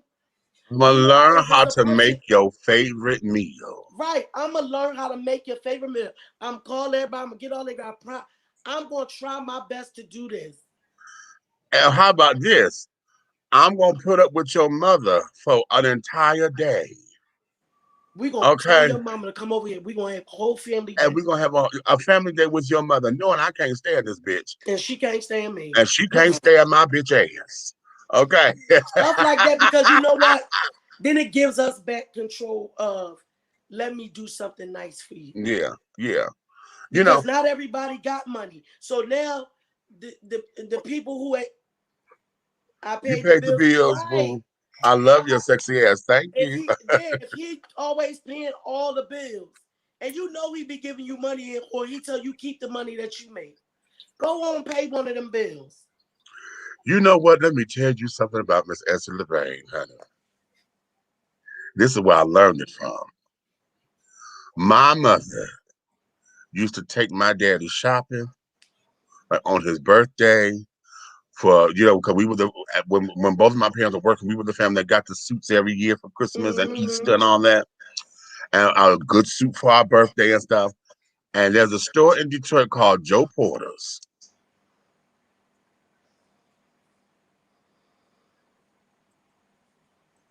What Joe Porter's is to Detroit is what Walter's is down here in Atlanta, where folks come from all around for shoes and carrying on and things. Joe Porter's is the fashion place that, oh my God. But that there was something I watched my mother do, you know, to show my dad, listen, I want my man to look good. Okay. You know, and she would go, and I'm telling you, I learned this from her because I could just a man, honey. You want to see, bitch? I will put a man in some motherfucking clothes, okay, and get you together, okay. I will. Ooh. Hmm. And I learned that from her, but she did that, you know, in an effort to show this, and this, and this. My dad, when times were groovy, so he did this with us. When my sisters wasn't born yet, and we had went to. It was for Christmas, and he wanted to buy my mother a ring, but he said it was from us, and he said that because we actually did pick it out. You know, we picked out the diamond. Me and my brother, we picked out the ring and this, that, and the other. And now I can't tell you how much it costs nowadays, but we were at a real jeweler store. It was a real diamond ring and carrying on that we said we wanted to get mama, but daddy, you know, he wanted to get it. Hmm. So when times were good, I saw that exchange, but it wasn't because it was holidays. You know what I'm saying? Right. Daddy very now he didn't buy mama clothes because he wasn't big on trying to, you know, this is what I want to see you in kind of thing. But my mother was with him. You know, no, I want my man looking like this. Mm-hmm. Okay. And it was a testament to what it was and how I saw black love the way like she said in The Woman Tells, how black love was, you know, and ought to be. When we were kids, we 70s babies. Okay. So before our crisis came as a community, when the drugs and stuff started fucking with us, we saw black love in its realness. Yep. You know, we saw it. We saw what it was. This is why we had glad rags and carrying on. You know, you put your glad rags on because you were taking your lady out. You know, and the thing of it was that she was a compliment to you and your hard work. Right. You know what I'm saying? Listen to the lyrics of Upgrade You. What do Beyonce say? You take me just to compliment the meal. I got this. I know you got it, but I'm coming too to make everything fall right on into place. I ain't with you, girl. Nope. Okay. I think about in the holidays and stuff too. You damn right. Joe Porter's plus Joe Muir's equals love. Joe Muir's is our exclusive steakhouse. Mm-hmm. You know, it is the plateau of a dining experience in Detroit. Okay. Oh, honey. I think they always make it seem like we go through that thing with the Red before you say anything. We talk about gifts. When they talk about bigger is better. When we see, had because I already know when it comes to gifts and stuff. I remember like when me and Brian were picking out our wedding set, right? In his mind, he had to get me the big ring. In my mind, I wanted the special ring. So the set that I chose, he and the jeweler like, but it's not that big. I said, but it's very special to me. It had like leaves and flowers wrapped around the engagement ring, and it wrapped around the wedding band. It was just really beautiful to me. And like he really was like, Nicole, that ring too small. I'm like, who gonna wear it? Miriam. Okay. I want a special ring, but his male thing felt like you got to get the bigger one to pay more. Even though it was still expensive, it just wasn't big because I think the diamonds and stuff were better quality in the smaller one than in the bigger one. Right. You know, but that's where we are as society is like. So you telling me this man? So this is what you're saying, right? You this beautiful ring of this masculine ego content, correct? That's what you're saying. And he didn't have his third eye open when you were showing him the ring that had all the foliage and stuff wrapped around in the greenery, wrapped around some beautiful diamonds that was on us. He didn't catch none of that. Because this right here said, big, expensive ring, break your ass for life. And the one that you wanted said, I'll toss your salad. I think I would have went with the one. I ain't gonna toss his salad, but yeah, something close. Yeah, but I'm just saying, I just know what I saw if I saw the ring with the leaves on it. Oh, that's the one you want? I'm thinking about leaves and fall. We fall in. What you should be thinking about is that your wife to be has a head on her shoulders and don't need something just for everybody else to know. But yeah, I know I'm dead on because your first words was head. You see what I'm saying? I knew that you picked the right ring. That's your bro. Okay. It's nasty. You are a very intelligent young lady. You know, You're eating hers Raisin Red chip, honey. Y'all do that. But hey, you know what? I needed a bottle of beer. I wanted to make some batter to make some fried cod. Message to the ladies. Message to the ladies. All right. You know, some men need signs and stuff. So put a sticky note on your forehead when you're having a retail decision to make. You know?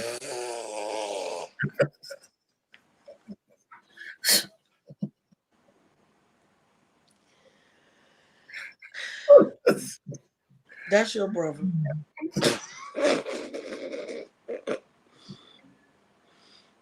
Today, I'm writing my third up the part of 3 the hard way over to you. This bastard get on my nerves. I'm just saying, if you had a sticky note on your forehead that says smaller ring, bigger house, better quality, nigga, he'd have been like, oh yeah. That's what I should have did. I mean, thank God we was military. We ain't had to worry about too much, but goddamn, nigga. Right. Oh, see that? Stuff like that. Wait a minute, honey. Wait, I seen a clip of goddamn Grant Hill and Tamia. Grant Hill was playing piano, trying to get that fool tried to sing. I said, Lord, she must love him to death. But you let him sing to me. Okay. You know what?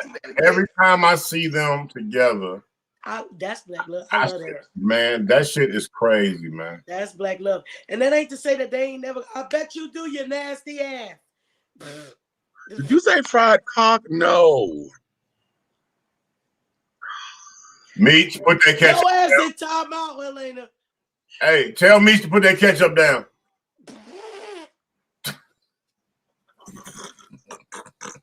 It'll probably be tomorrow now because I ain't never get to be. It's 10:30, so I'll make it tomorrow. Okay. They are. And that's not to say, man, y'all know how much shit they done been through? Right. Tamia has MS. Grant done had some medical shit that was crazy. So where his body was, he said something about that he was convulsed. They were trying to get him to the hospital. He didn't realize he slapped the shit out of Tamia in the car, like, because his body had uncontrollable. Wow. Like they done been, like when it comes to health between both of them, they done been through some shit. Okay. That thing right there. I'm not really into looking at celebrities and as what we look to as a couple outside of maybe Michelle and Brock, but Grant Hill and Tamia. Yeah, I really have. They've been together so long. I have a big respect for that because when he first got her, I was one of the people. I said, God damn it! I said I should have played basketball because that's it, boy. And Grant Hill, let me tell y'all something about Grant Hill. Remember when he was on never mind. No, don't do that. I like Tamia and I like Grant Hill. I had the wrong person in mind. I was thinking about what's his name, the one that got the sister, him and his sister looking like Reggie Miller. Reggie Miller.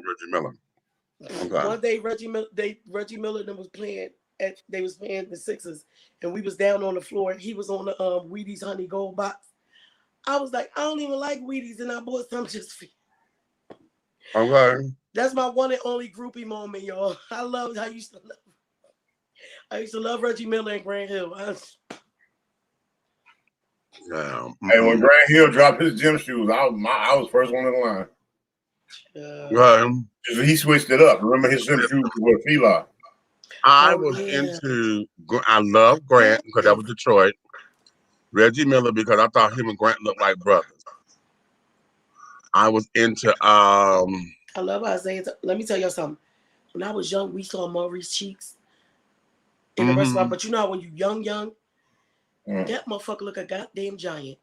Because when you're a little kid and you see them big motherfuckers, we was all at a restaurant, one of the fanciest restaurants, and I just was looking up, and I already knew who he was because y'all know everybody in my family. There's all the men in my family, so sports, I love it already. But I'm just sitting there like, and then when I got to be a teenager and realized absolutely how fine that motherfucker was. What's his name? Jason Williams, before he got into his legal troubles. Jason Williams, which one is that? Oh God, he accidentally killed his limo driver. You remember that story? Playing with a gun. He was playing with a gun, honey. He had just bought a gun or whatever, and he was playing with it, you know, and was showing it off and this, that, and that, and it accidentally went off and shot his damn driver in the back of the head. See, that's why idiots. Some people should have guns and some people shouldn't. Okay. I'm all for having guns. I love shooting. He ended up doing time. That's what killed his career. But the other thing too, that it was such a serious accident because he has really not recovered from that. That he gonna take that to his grave that he killed that man. Right. You know, and then what he did, he was trying to cover it up, you know, and it was an accident. He was trying so hard to cover it up. If he would have just let them know that. Yeah. You know, he probably still would have got in trouble, not as much. And that's what it was. And he was right on the top of his career. I have never seen a basketball player that was so funny because he was damn near like a stand-up comedian. He was so funny, he was so fine and things, and he was just a gorgeous, gorgeous man. And he still is. And he got a little weight on him. Ooh, he got a little weight on him and shit. Anyway, but you know, saying all of that, you know, as we're looking at the beauty and then looking at with relationships and things of that nature, you know, and having longevity. What is it that you think that we need to have longevity in these things? Because as far as I'm concerned, now this is just my personal thing on Valentine's Day, even when I had a lover or a husband or whatever, we wasn't, you know, every time Valentine's Day came around, we wasn't never together. This fool, my first one was in jail. This one, honey, had to work. And Valentine's Day never meant anything like that. You know what I'm saying? So I never ever had an opportunity to spend Valentine's Day in the traditional sense that they say it's supposed to be spent there. So I don't know what it don't mean shit to me like that. You know what I'm saying? And then I'm also one who believes, listen, you just kicked my ass last night. I'm around here with black eyes and shit. This is for those who are in bad relationships. And now you think you're about to bring me a motherfucking box of candy. And think that that's supposed to be okay because you saying I'm sorry. As opposed to the other 364 days that because you did this, now everything is supposed to be okay. Right. Or this is supposed to be or if I don't accept it, because I'm still pissed, I'm still in my feelings. If I don't accept it, then that's gonna trigger you. See, I'm trying to do something nice for your ass, and you acting like you don't want to. No, that ain't doing nothing nice for you, motherfucker. That's doing something to ease your conscience. Ease your fucking conscience. That's it. And this, okay, you know what? Y'all a little too hard on the Ike Turner little American. No, we're not, because I lived with one. I lived with one. And in that motherfucking mentality, and I was trying to give it the benefit of the damn doubt. But every time it was the benefit of the doubt, it fucked up in my favor. But what if sometimes the ass whooping is a foreplay? Y'all ain't into S&M? But how do you know? You gotta have a way to get there. If you don't shut the hell. That's a discussion. You over there, eyes and everything running. What you got? Is those chips hot? Mm-mm. Oh. I'm talking about your eyes. Oh, they're my allergy, child. That's what I said. I don't understand why everybody comes down. I'm like you Why? looking like me. Why do y'all come down on the man? You know, it's like if he just wake up in the morning and start whooping your ass. I mean, don't he need some detonators or some shit? Like, what detonators? Here's the thing. Well, you know, to your point, it's easy to jump on the man because that's the one that's usually the ones doing. We're talking about Valentine's Day. We already said it's a one-sided holiday, so most of the time it's always him that's coming to try to do some fuck shit over an apology. Now, this is not going to excuse the women because here's the thing: the holiday sweetest day is supposed to be Valentine's Day in reverse. That's supposed to be where the women go out and supposed to do for the men. Okay? And that's supposed to be a man's Valentine's Day. But don't nobody know that. And as a matter of fact, sweetest day is, you know it. If you're with me, you know it, because that's where it comes down to that posting note, because I'm going to go ahead. Okay.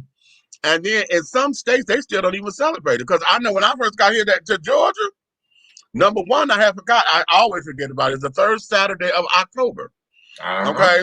It's right by my birthday. I don't forget. I know you don't. Okay. So it's the third Saturday of October. And I know what the one day I had remembered what it was. I'm like, oh, today is sweetest day. And everybody looked at me like I was crazy. Sweet? What the fuck is the sweetest day? You know, and when you educate the folks about it, like, oh, and then it became men wanted to act as if they were too macho for some shit like that. Shit. You know? I wake up every sweetest day moment with a sticky note, and I write on that motherfucker before I get out of bed, and I reach over there, and I do just like that on their forehead. They gonna whoop your ass. Keep it up. Okay. When y'all be trying to figure out why his ass buying all this big shit for Valentine's Day, it's gonna be because she gonna knock shit out of it because he won't stop. Exactly. You know. Shit. So a lot of what's going, a lot of this and carrying on, it's real. Like I said, it's real easy to come down on the dude because a Valentine's Day is mostly a woman-centered holiday. So if we're looking at it from it being one-sided to where women are always in demand of this, they won't demand of that. They get funky if you don't get nothing, and God help you if you forgot. What's today? You know. But you don't want to recognize that nigga done did one of them shifts that was like 3 days fucking long. Yeah. And he delirious and ain't had no goddamn sleep, and you looking at him like, man, well, bitch, is your lights on? Okay. Is the gas on? Is the water running? Right. You supposed to send the receipts. You line all the receipts up on the bed from the motherfucking mortgage, the rent, and the motherfucking and you shape of a heart. Presents for his kids. He went put it in the shape of a heart. He put bows on the motherfucking on the water faucet, on the light switch. What? You better put a bow on the receipt of the bill. Put a heart on it, honey. It's a heart. I love you. Right. That's your Valentine, goddamn. Here go your Valentine's gift. You know what? I made a little bit extra money, so I paid the shit ahead. Now, if you don't go somewhere, sit the fuck down. Right. And then understanding or understanding, understanding, okay, overstanding that candy and flowers, that's not necessarily culturally something that we do all the time. All right, but you know what I'm saying? First of all, the flower's gonna die, and next week you're gonna be calling me fat because I ate that whole box of candy. And there we go. Then you heard where I was going. You heard exactly where I was going. Think about what we're doing this year. See, we figured this out. All this conversation, we figured this out in the car club. We figured it out. Okay, instead of this year focusing on relational love, we focusing on family love and friendship love. So that's why we doing for Valentine's Day that Sunday. We're doing the sip and paint. Oh. Right. So you have a choice of sip and paint. You can bring your significant other, but it's not like you're bringing them on a date. It's like you're bringing them to a family gathering. Oh, well, then I'm coming, shit. Exactly. I'm So, in the auction the day before, y'all. So I'm already be cute. oh, really? Okay. I keep on trying to make sure Sunshine ain't making me auction off my cootie. No, Lord. She said I'm just supposed to sit in the box and they throw me gifts on They Big. told you, yeah. Yeah. That better be all I got. Sunshine, I said, wait a minute, Sunshine. What I supposed to be what you auctioning? Let me know before. Okay. Hey, That's what hey, we're doing. go back and look at it. It'll be a goddamn sign over top of your head. You're like, what the fuck? Right. I think like Okay. everybody else would be doing auctions, you gotta like maybe like say if you threw the most gifts and you won, then I would have to take like your tag for like a week instead of it wouldn't be on Nikki, it would be Atlanta Radio on my thing all week, stuff like that. It does, and that's the thing. What if you don't have? What if your family is not as fortunate as the next one? Or we would talk about this on I think on Natural Woman's page. The girl who her mate don't celebrate Valentine's Day. They agree they don't celebrate it, and then you mad because people at work got flowers and shit. Now this was my take on this. They might have got it, but you don't know how fucked up their house is. Not only that, you don't even know if they men sent that shit. They might have sent it to their fucking self, trying to make everybody else in the office jealous. Or it might be on the side nigga or female. How we that way? Yeah, they might be showing off, but them motherfuckers might be going home to no food in their motherfucking refrigerator. Yep. If your shit is solid at home, your bills is paid, you and your man know each other, and y'all building, fuck them bitches at work. And why is it that they gotta see what your man do for you? I want you bitches to know what my man do for me, because then you know sneaky ass bitches might be trying to get him. I want you to think he ain't shit, nigga, okay? What your man get you? Nothing, bitch. That nigga ain't shit.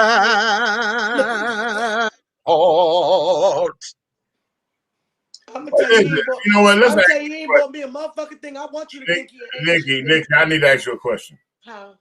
Okay, this is estrogen talk. Okay, all right. Oh, Lord. Not estrogen talk. Okay. I'm not saying you're this person. Okay, well, go ahead. But you being a female, you probably can give me some insight on this. Okay.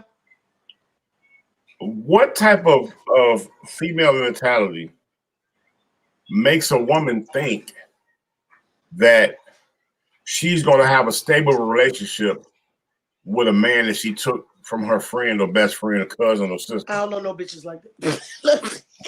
Listen. Well, I do. Well, let me ask you. I know a whole lot of bitches like that. Let me tell you motherfucking bitches something. Okay. I'll put my spin in a minute. He asked you first. I had to tell one of my cheering that. What's she mad for? Same way she got you. She worried about how that's how you gonna walk out that door? Cause she wasn't worried about it when it was the last bitch. Bitches, let me tell y'all something.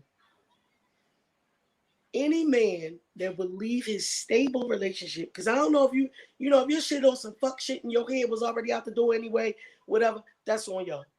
But if he allows you to take you away from whatever the perception of what their home was, the minute your shit ain't the way he wanted to be, the next bitch can take him out of whatever the people perceive y'all shit to be.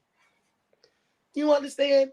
Because at the end of the day, it's not about, oh, he loved me more than he loved her. No, bitch. That means he has no love, no compassion, no heart. He's ignorant. It's all about him. Because a real man, even if he was attracted to another woman, need to be all the way out of what the fuck he in before he step into that. Okay. So for you little heifers, I'm gonna call y'all bees because then somebody miscrew it for the beehive. But for all you little gnats and motherfucking mosquitoes buzzing around other people's men, I don't give a fuck if he told you it was okay. Hold on, Cole. I don't care if he told you it was all right. Or fuck that bitch, I ain't really with her. But when he get home, he acting like he loved the motherfucking ground she walk on because your whole ass done gave him some tricks that maybe she ain't gave him in a long time. Come on with that 80-20. Y'all don't want to do this. Okay. I just said this yesterday to somebody because I felt like they needed that that talk. You know what I'm saying? When you got to give them. Sometimes you got to give that rough ass tough love talk. You know what I'm saying? Right. So when I gave that talk, I said, "What's the biggest lie ever told in relationships?" Ooh. And they looked at me and they were like, everybody scratching their fucking head. And after I let them marinate for a minute, I said, I'm going to explain it to you. The biggest lie ever told in a relationship is the expectation of 50-50. Right. First of all, I want your 50 of nothing. But see, but the point is this: the relationships are 70-30, 80-20, 90-10, 75-25. Those are healthy relationships because somebody is dealing with the expectations of nothing. They're getting what they want. They got just enough on the other side to fill in the gap to make it 100% solid. You get what I'm saying? Like that. If the person over here doing 90, all they need is 10%, and they're happy because it makes 100 for them, then that's a good relationship. Leave it alone. Yeah, and stop trying to make what you think a good relationship be to somebody else. That's like the 80-20 rule. 80-20 makes 100. So really, when you put it together, except for when you leave your 80. Except for when you leave your 80, exactly. But when you have 80-20 is a good relationship. Whether the man is 80 or the woman is 80, either way it go, it works for them.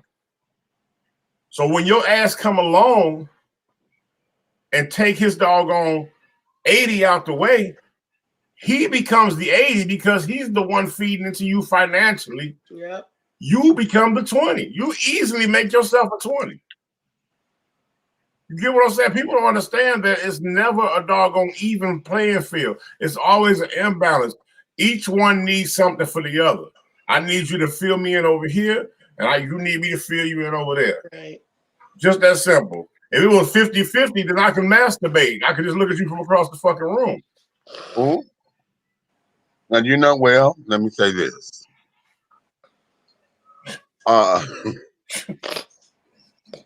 That's a sexual turn on. Yeah. Okay. I could look at you across the room. Okay, all right. Like, yeah. That's not what I meant by that, Meech. Yeah. Too late. Yeah. So no, what I'm saying is that works. So, when I look at the 50-50, that works. Because okay. All the ones who I've been able to sit down and to engage with and carry on and become physically intimate with, that there is part of the foreplay, honey, to let me watch you walk across the room or whatever, or just because you're sitting across the room, I could sit down here and I could light up and carry on and this, that, and other. So that there is part of it. But to expand what you're saying, oftentimes we have been taught that relationships are supposed to come in 50-50. But I say no. I want 100. We come in 100. I need 100. Okay. And the reason why I say we come in 100, because you've given me everything that you got at this moment. Okay. And I gotta give you everything I got.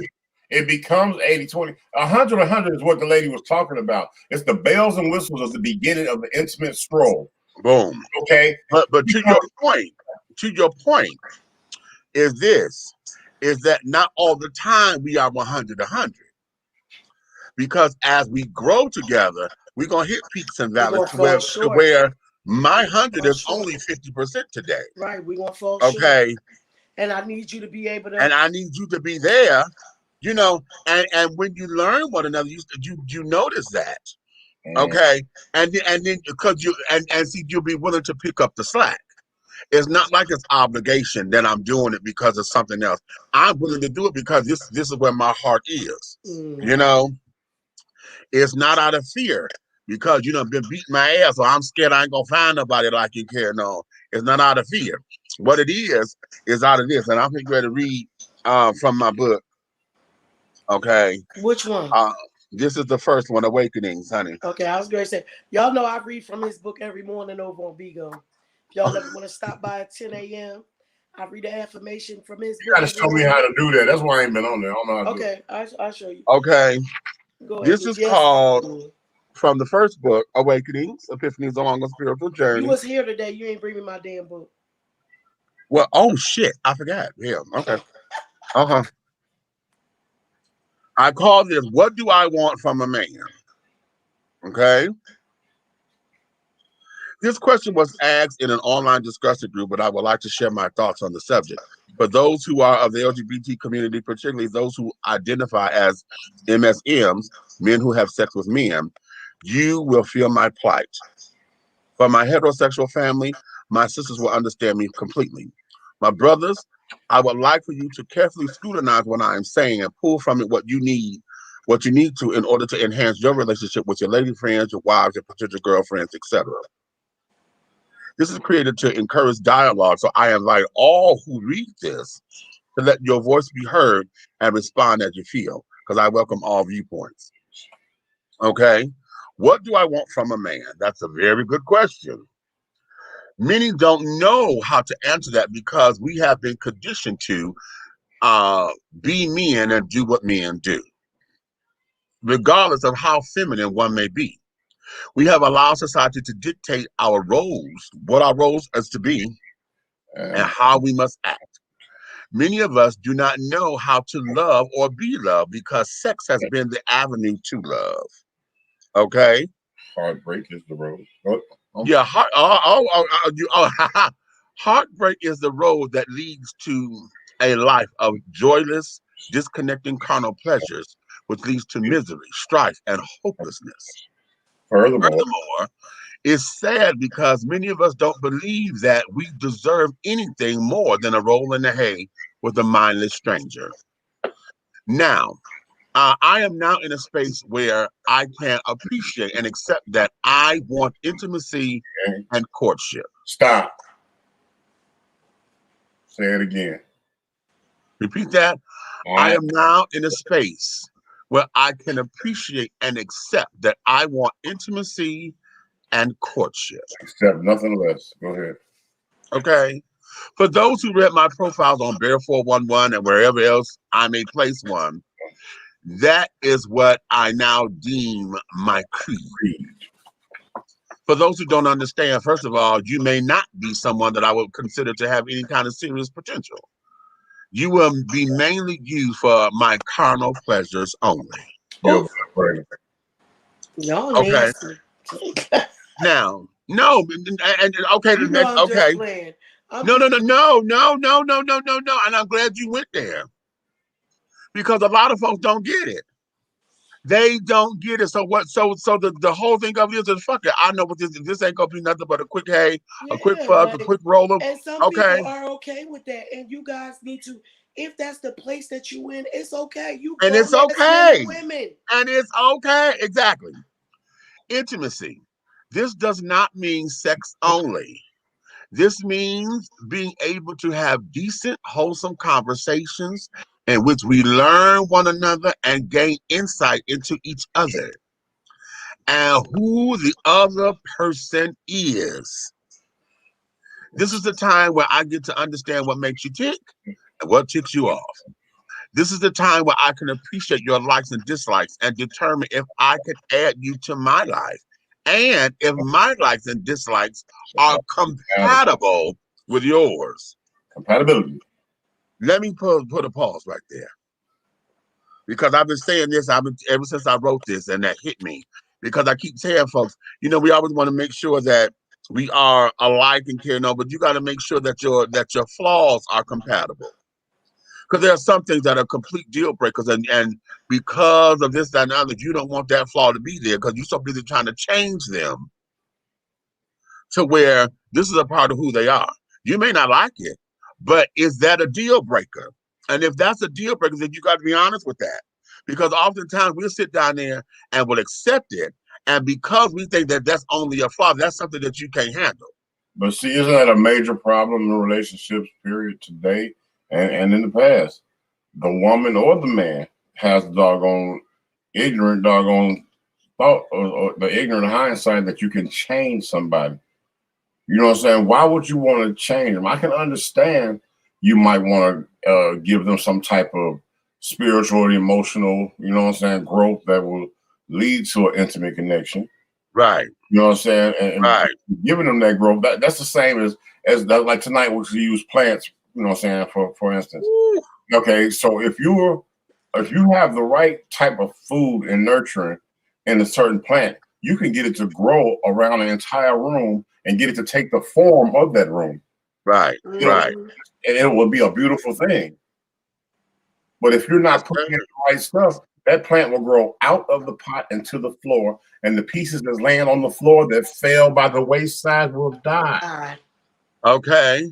Okay. I wanted to say something about when she was talking about the plant too, but Redman had called y'all. Okay. Can I say something about this plant thing? Because we talk about how, you know, what you have to do to make a plant grow and stuff like that. I'm a person who cannot, well, not anymore. Not anymore, but I used to did not know how to take care of plants, right? I was like, Lord have mercy, any plant I get, I'm just gonna die. But when Brian had to go to Kuwait, we had just bought this one palm tree plant. Yeah. And all he said, Nicole, all I'm asking you to do where I'm going is don't let the plant die. Mm-hmm. When I tell y'all I took care of that goddamn plant, I ain't never cared about a goddamn plant before in my life. Because something in your heart, something as serious as that, because we didn't know if they was going to come back. I didn't know if my husband was going to come back. Mm-hmm. Mm-hmm. So the thought of, this is the only thing he asked me to do, and I'm going to do this shit. Not only did I not let it die, but I had it growing like a mug. How about that? You will do what you need to do for what you think is worth it. Bam. There it is. Bam. Oh, auntie. Bam. Okay, let me continue. Okay. This is the time where I can find joy holding hands while watching television or reading a book, and I still want you in my presence or my space. This is the time where we create the world we want to live in and not focus on just fucking. Ooh. See? Courtship. There it is. This is the space where we learn how to treat one another. This is the space where we learn how to make one another smile and how to be the sunshine of one's day. This is the space where foreplay is created. Yeah. Now get this. Foreplay means that you are making love to my mind, not my lower age. This is the space where we learn to fall in love with each other, not because the dick or the ass was good, but because of how we treat and respect one another. Come on. Okay? It is in this space where one's actions created the yearning and desire to want to keep you as a partner and not as some notch on a bedpost. It is in this space where fantasy and dreams come true for the two of us. It is in this space where the spiritual and the physical aspects of love can connect and blossom only if you are true with each other. I'm not looking for completion. I'm looking for affirmation. To look for completion implies that you are not whole, that you are missing something vital, that you cannot function without it, and you will do anything to make sure you get it. This means that you are willing to sacrifice your truth and happiness, and you will ignore your joy for the sake of being in a relationship. To seek affirmation implies that I am who and what I am, and whoever is blessed to take my hand and stand by my side acknowledges and appreciates me for me, not the me that they want me to be. This is not to change me or them or I them, but it means that to walk in the truth of who we are as individuals first, which brings spotlight to our union. That's what I want in a man. a person who understands that, who understands and that is waiting for me to get in alignment with my truth, so he can manifest in my life for my life. All right. Okay. Snap, snap, snap, snap. Okay. I understand. And let the church say. And let the church say, okay. Amen. Hallelujah. Okay. Hallelujah. Okay. So when it comes down to these kinds of conversations and these kinds of holidays and these kinds of messages and these kinds of what monikers or whatever, however euphemisms that we're going to call it, or we're just going to unpack an adjective on it. We then have to learn how to get into alignment with who we are and be honest with what it is that we want, because we have become a people who have allowed a made up holiday that is not being followed according to how it was fucking made in the beginning. And if you keep, it's some people that will let this holiday break their relationship. Yes. Yeah. You so mad that this motherfucker ain't do something which you deem to be special on Valentine's Day, or maybe they just didn't have it, or like you said, they might have worked like a motherfucker and forgot, and you will let that holiday dictate what your love is. Are you fucking? Are you crazy? Boom. Oh, wait a minute. Buck said, Karla has inspired a new poem from my book. I don't want to be your cat. I hear that. Come on, we. Okay. Y'all talk for a second. When we get Let me take this. What? Oh yeah, and Red. He been over there pretty frequently every day. He only do like 15 minutes because he not like an official host yet, but he do 15 minutes every like a couple times a day. So yeah, it is dope. You won't like it. Okay. What made you doing? Come on there and get involved. He had to take an important phone call. Oh, he had to take a phone call. Yeah, I had to take mine earlier, y'all. Y'all, I'm so tired. Well, He'll tell you, I'm over here sounding like a whole man because I went over there and cussed him. I cussed somebody out so goddamn bad I couldn't even talk yesterday. That's why I wasn't here last night. Okay. I'm sorry, I had to take that call. So somebody needed a ride to the airport in the morning. Oh, okay. Yeah. And we're trying to get that together. Okay. Several people asked me to be a host. Oh, okay. Mm-hmm. Oh, the Obigo? Okay. Yeah, because you know, if they can get you to come to their agency and stuff like that, and then you probably could do the Sunshine's family, because an agency and a family is two different things. Mm-hmm. But the agency is who determines if you become a paid host or not. Right. Medusa's went well today. Medusa is now official host on the agency that I'm with, and Shaka's wife became one yesterday. Okay. Oh, wait a minute. Here go this damn eye. Y'all know this night air is murder on my allergies. Okay. But okay. So now you know what I did? Let me take a little commercial break right here. And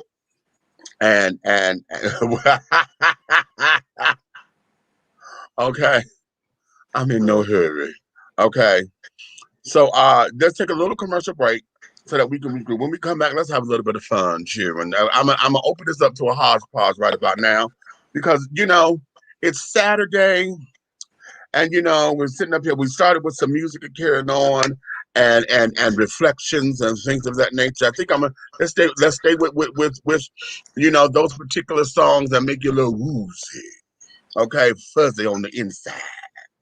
Okay, I want you to touch me on the inside and say my name, honey. Touch me in the morning. Touch me in the morning. And just walk away. Yes. Okay. Well, hold on to all my Diana Ross fans out there. We'll be back right after this, honey. Let's do this. Okay. Wait a minute. Where am I trying to go to? Oh, this one. After these messages.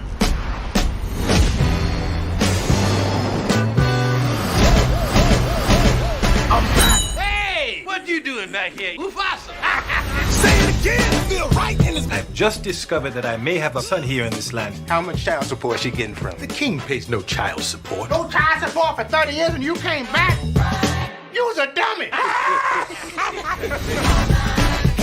Hello, I am Hakim Jaffer, King of Zamunda. You are the heir to the throne. Yes, my father. He's supposed to be like the prince of Wakanda. Wakanda is a fictional place. Not to everybody. Zamunda is a very real nation. I don't need no handout. Wait a minute. All right, I'm gonna pack. Okay, Presenting King Akim's son from America. And my mom's. And his mom's.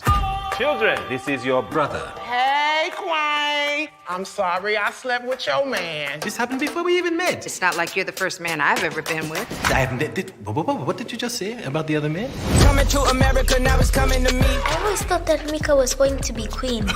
A woman isn't allowed to rule Zamunda. It's the law. Did it ever occur to you that Mika wanted to be your heir? Would you dare banish me from my own bedroom?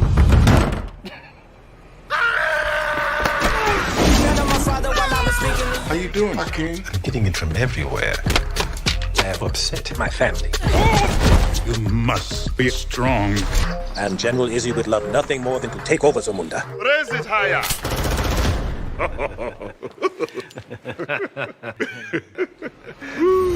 I'm a king, Put your hands together. I like that. Say it again.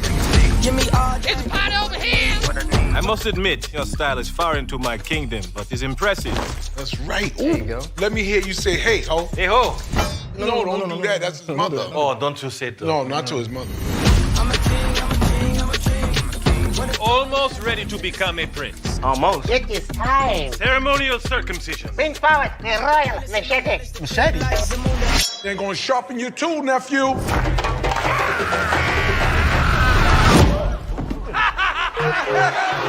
Coming to America, now it's coming to me. I'm a king.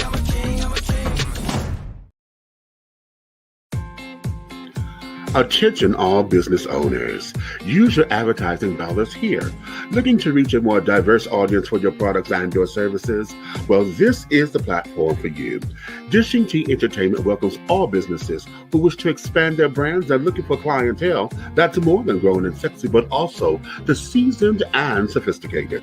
For more information on how this spot can be yours, contact Big Meat at 404-914-5610 or go to our website at www.dishingtea.com. In these pages, I am indeed Cicely the actress, who has been blessed to grace the stage and screen for 6 decades. I am an observer of human nature and the dreamer of audacious dreams. And here in my 9th decade, I am a woman who at long last has something meaningful to say. We're not asking for your permission. We're not seeking your approval. We're claiming what's ours in the name of our ancestors. We are their answered prayers. This is more than a movement. This is a revolution. Black innocence. What are yours today?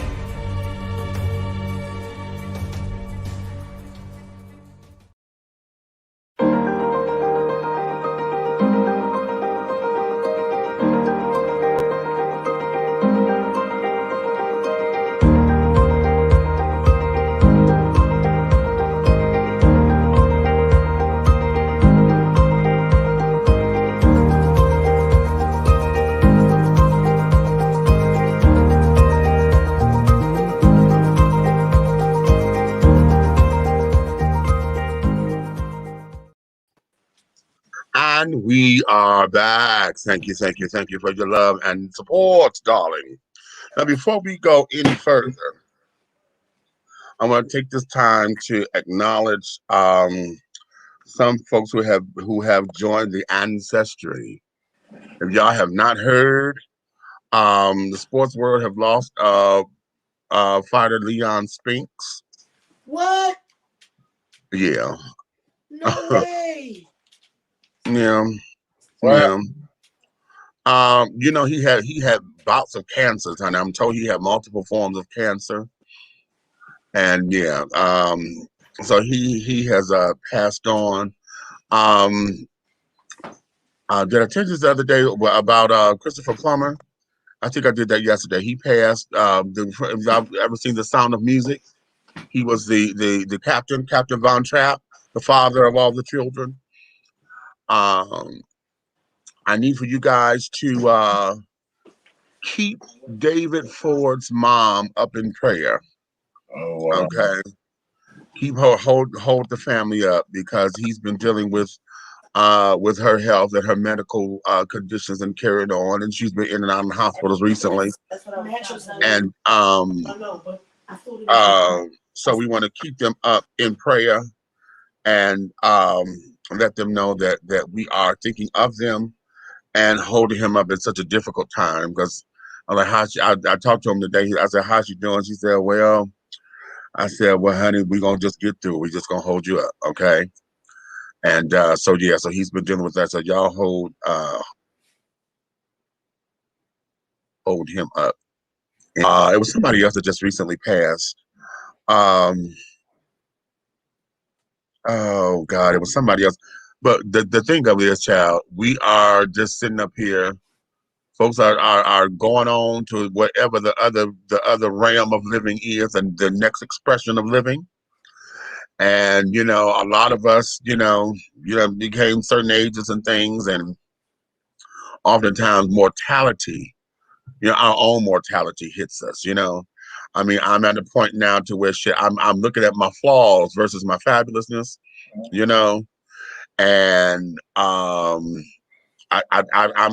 quick to point out something wrong with me, and this, that, and the other, versus saying, okay, I like this. I got to change that mindset so that I don't let my flaws take over. You know what I'm saying? So in that and understanding that, honey,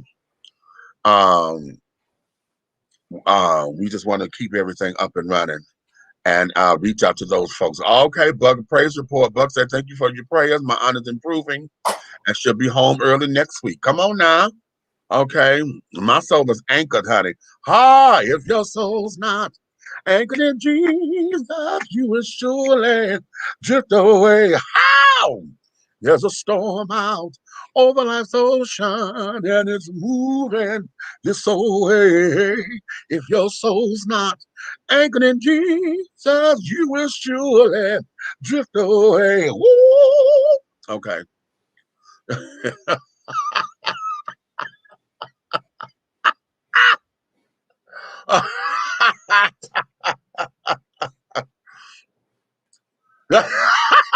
Now I crush your head.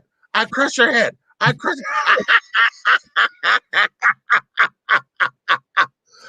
Oh, Douglas Miller. We should have been talking about. I knew somebody just gospel singer Douglas Miller. That's somebody. I knew somebody else. That's who it was. Okay, had passed on as well. So, having said all that, let us do this. Let's have a little bit of fun, and y'all sit down here. Let's get a playlist together, okay? And I want y'all to do two. I'm gonna do two playlists because folks don't believe that it can happen. It's two different kinds of music, okay? I want you to make a playlist. We're gonna do a mood music tape, okay? And this is I'm gonna get me some, okay? This is gonna be the I'm gonna get me some mood tape, okay? But I want you to make a slow tempo. That's your groove, okay? I want you to give me a fast tempo, honey. That's just your I'm a thought, okay? We just gonna hit it and quit it. So make a slow tempo mood tape, and then do a fast tempo mood tape as well, okay? Because listen, if you know like I know, honey, It's all about the beat of the music, honey. If you can fuck to the beat of the music, child, hey, you're in there, literally.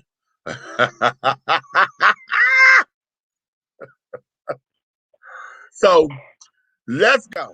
I'm gonna start. Oh wait a minute. Did you start? Oh, get them draws in the remix. I'm with it. Okay, right. Okay. So here it is. Okay, let's see. I'm gonna start with one song here. And I talked about it yesterday, but I didn't give it its credence. I didn't get into it like I should have. And I'm gonna start with Stephanie Mills, So Good, So Right. Okay. Ooh. And it's the end, honey, when she gets to Belton, when she gets sitting up there and oh. And when that go off, my song comes on. Uh-huh. If there's a cure for this, I don't want it. Don't want it. And if yeah, that's it right there. That's come on right after that. Okay. Wait a minute. Wait, D'Angelo said, how does it feel? And don't want to lose your love by the emotions. Now, now you gonna give the emotions or you gonna do B&GB? Huh? Because see, baby, listen, if you got that stroke right, honey, that B&GB, I don't. Ow! Okay. Hey, baby. Hey, baby. They don't know nothing about that. So my slow one is So Good, So Good, So Right, Stephanie Mills. And then my up tempo, well, damn, that's so obvious, but I'm gonna say that for last because it's so obvious. Okay. But I'm gonna do my up tempo would be wait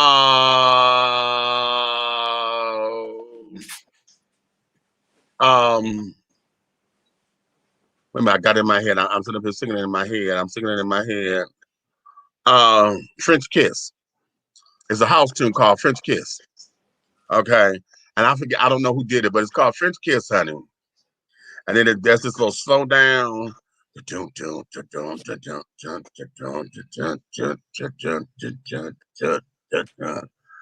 then it starts over again. And then it picks back up. Woo, baby. Yes. Okay. Let's see. Slow song. What we got?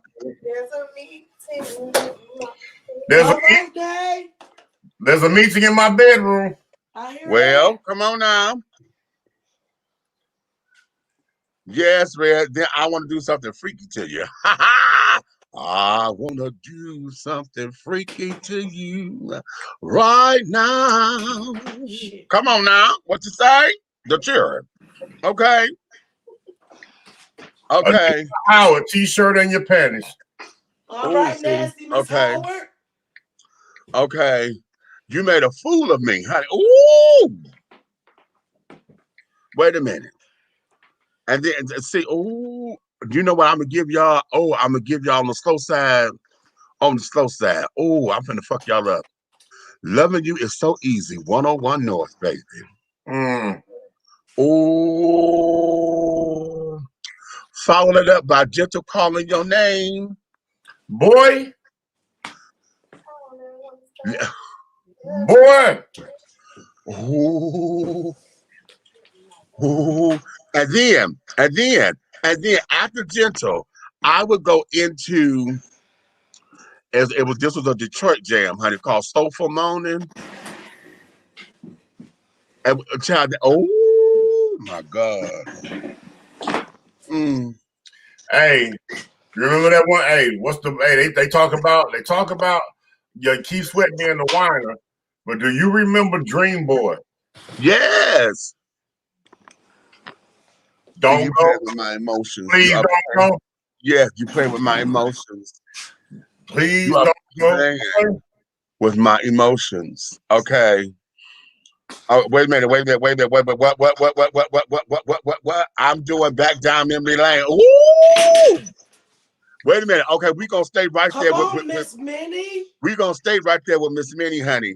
And we're gonna give photograph. Okay. Will you come inside me?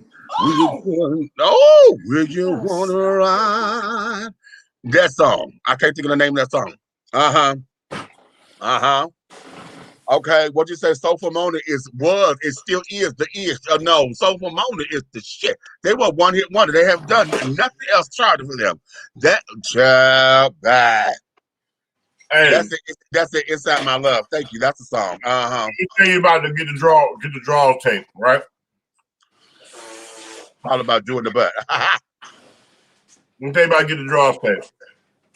Everybody be sleep on this. Remember, Boys to Men? They had a song, and that motherfucker said,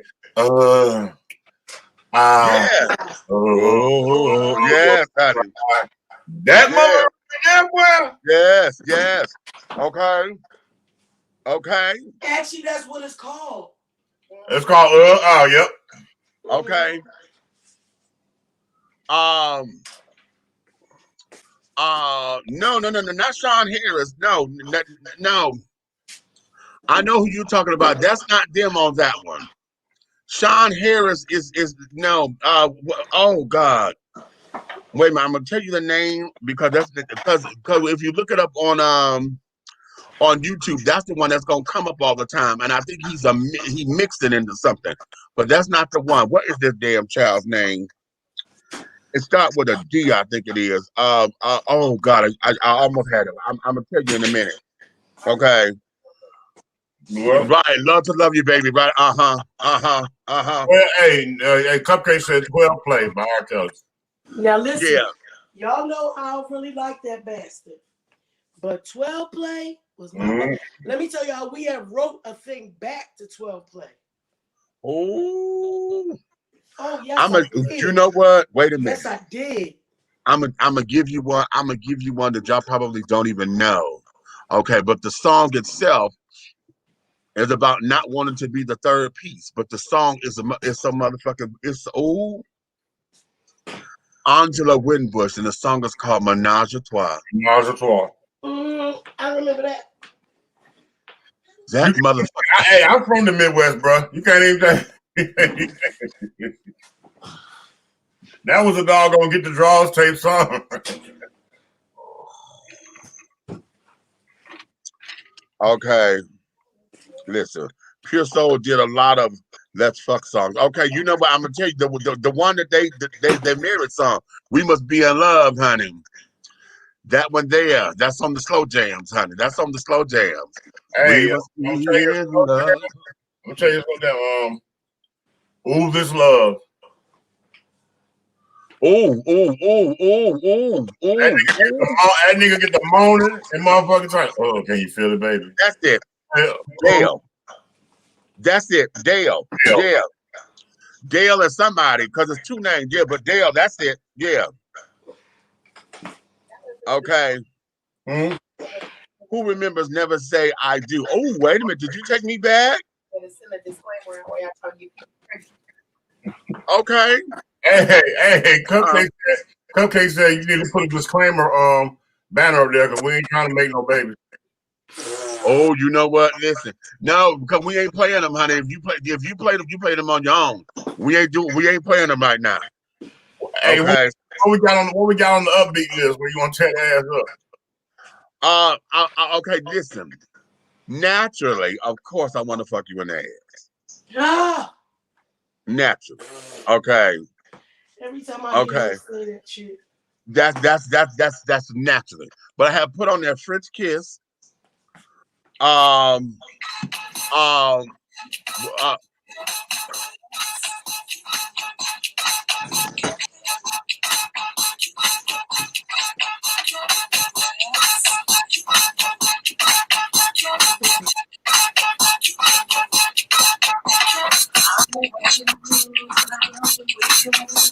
stay on beat. For those of y'all who erotic motherfucking city. That's on the fast step. Hey, today, me and Naomi, we run around taking care of business, and we played the extended version of Erotic City.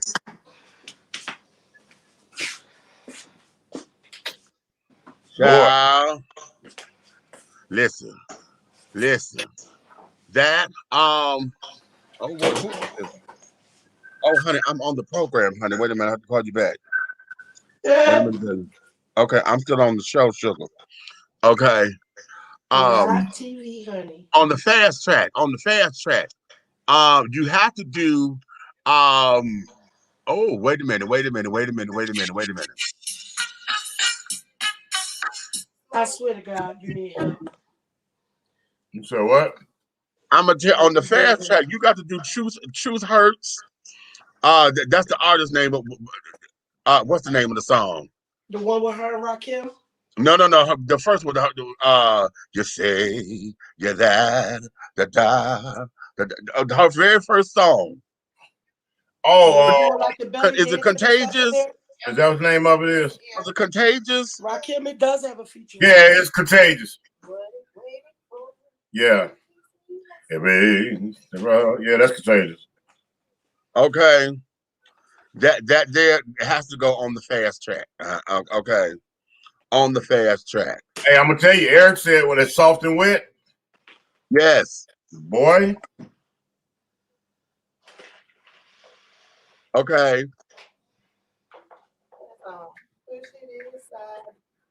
Oh yeah. The Sons of Funk pushing inside of you. Oh.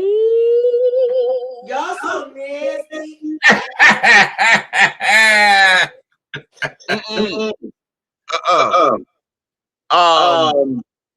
Wait a minute. What's that back? I got an echo. Okay, I think that's better. I had an echo coming. Sometimes I get lonely by the time. Okay, listen. Wait a minute. There's a song. So lonely, Janet Jackson. Listen, that's on the slow jams. Okay, not my ding-a-ling. That's on the fast one. My ding-a-ling. Okay, that's on the fast. Okay, now listen. There's a song, and it's a mid-tempo song, so I will put it on the fast track. But I will start this off with it because it's a mood, and it's a song by Mary Wells. Okay.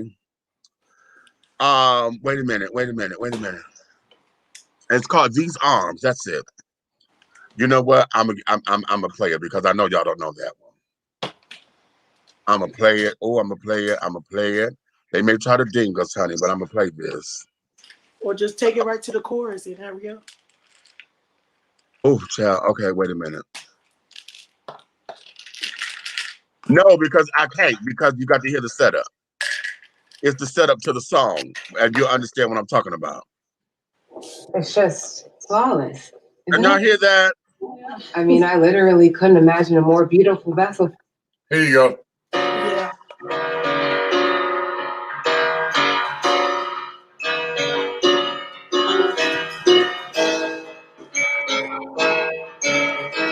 Respect that motherfucker. Ooh. I know this song.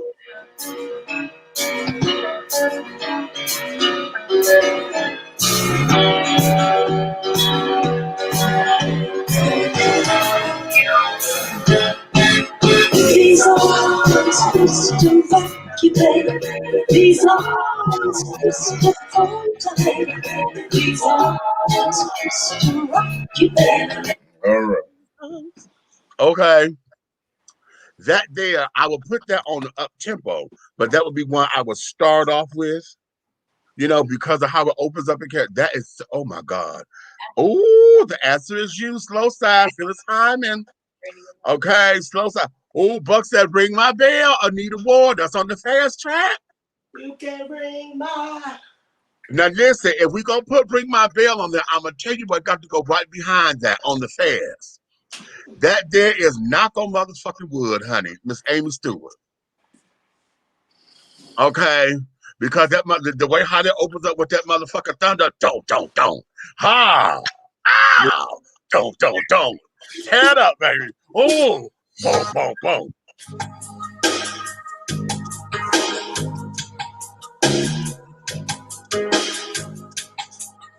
I'm cutting you off. Yeah, nigga, that's the one on the fast one there. Shit. Damn it. That motherfucker say, don't do that, don't do that, you should know. What? Cream. Get on top. Cream. Yes, honey. Don't you know what? You got to do DMSR, honey. That's good. So, that's real good. Oh, that is real good. That centipede bitch on the fast track. Yes. Yeah. Motherfucking pede. Meech, did we just watch that video at the Yes, house? Lord. We just watched Centipede, y'all. Ooh. Now wait a minute. You know what needs to go on the fast track? Right behind Centipede? Motherfucking the Jackson's Torture. Ooh. No, that's some 50 Shades shit right there. Baby. Shit. Now you know what? You said Marvin Gaye's version, honey. I'ma say what's her name version? What's her name? Sylvia's. You Sure Love to Ball. That both of them go on the slow. Yes, honey. Okay.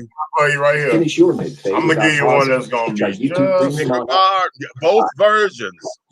The male and the female version, yes. But struggling to qualify for a mortgage? We're Divvy, a new way to buy a home. Yes.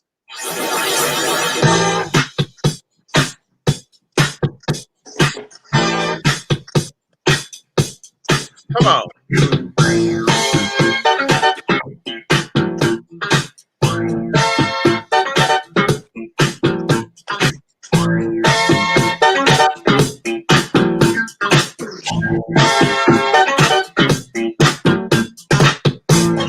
Bet you, baby, you're on your way to be ready.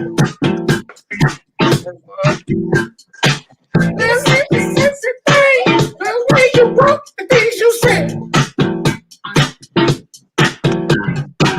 It's emotional, they want you to be misled. But I got to have you, baby. I got to have you in my bed.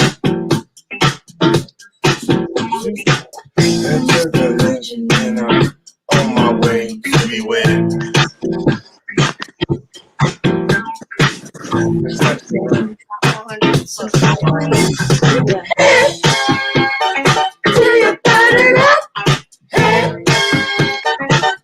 Get that head up till you burn it. Okay.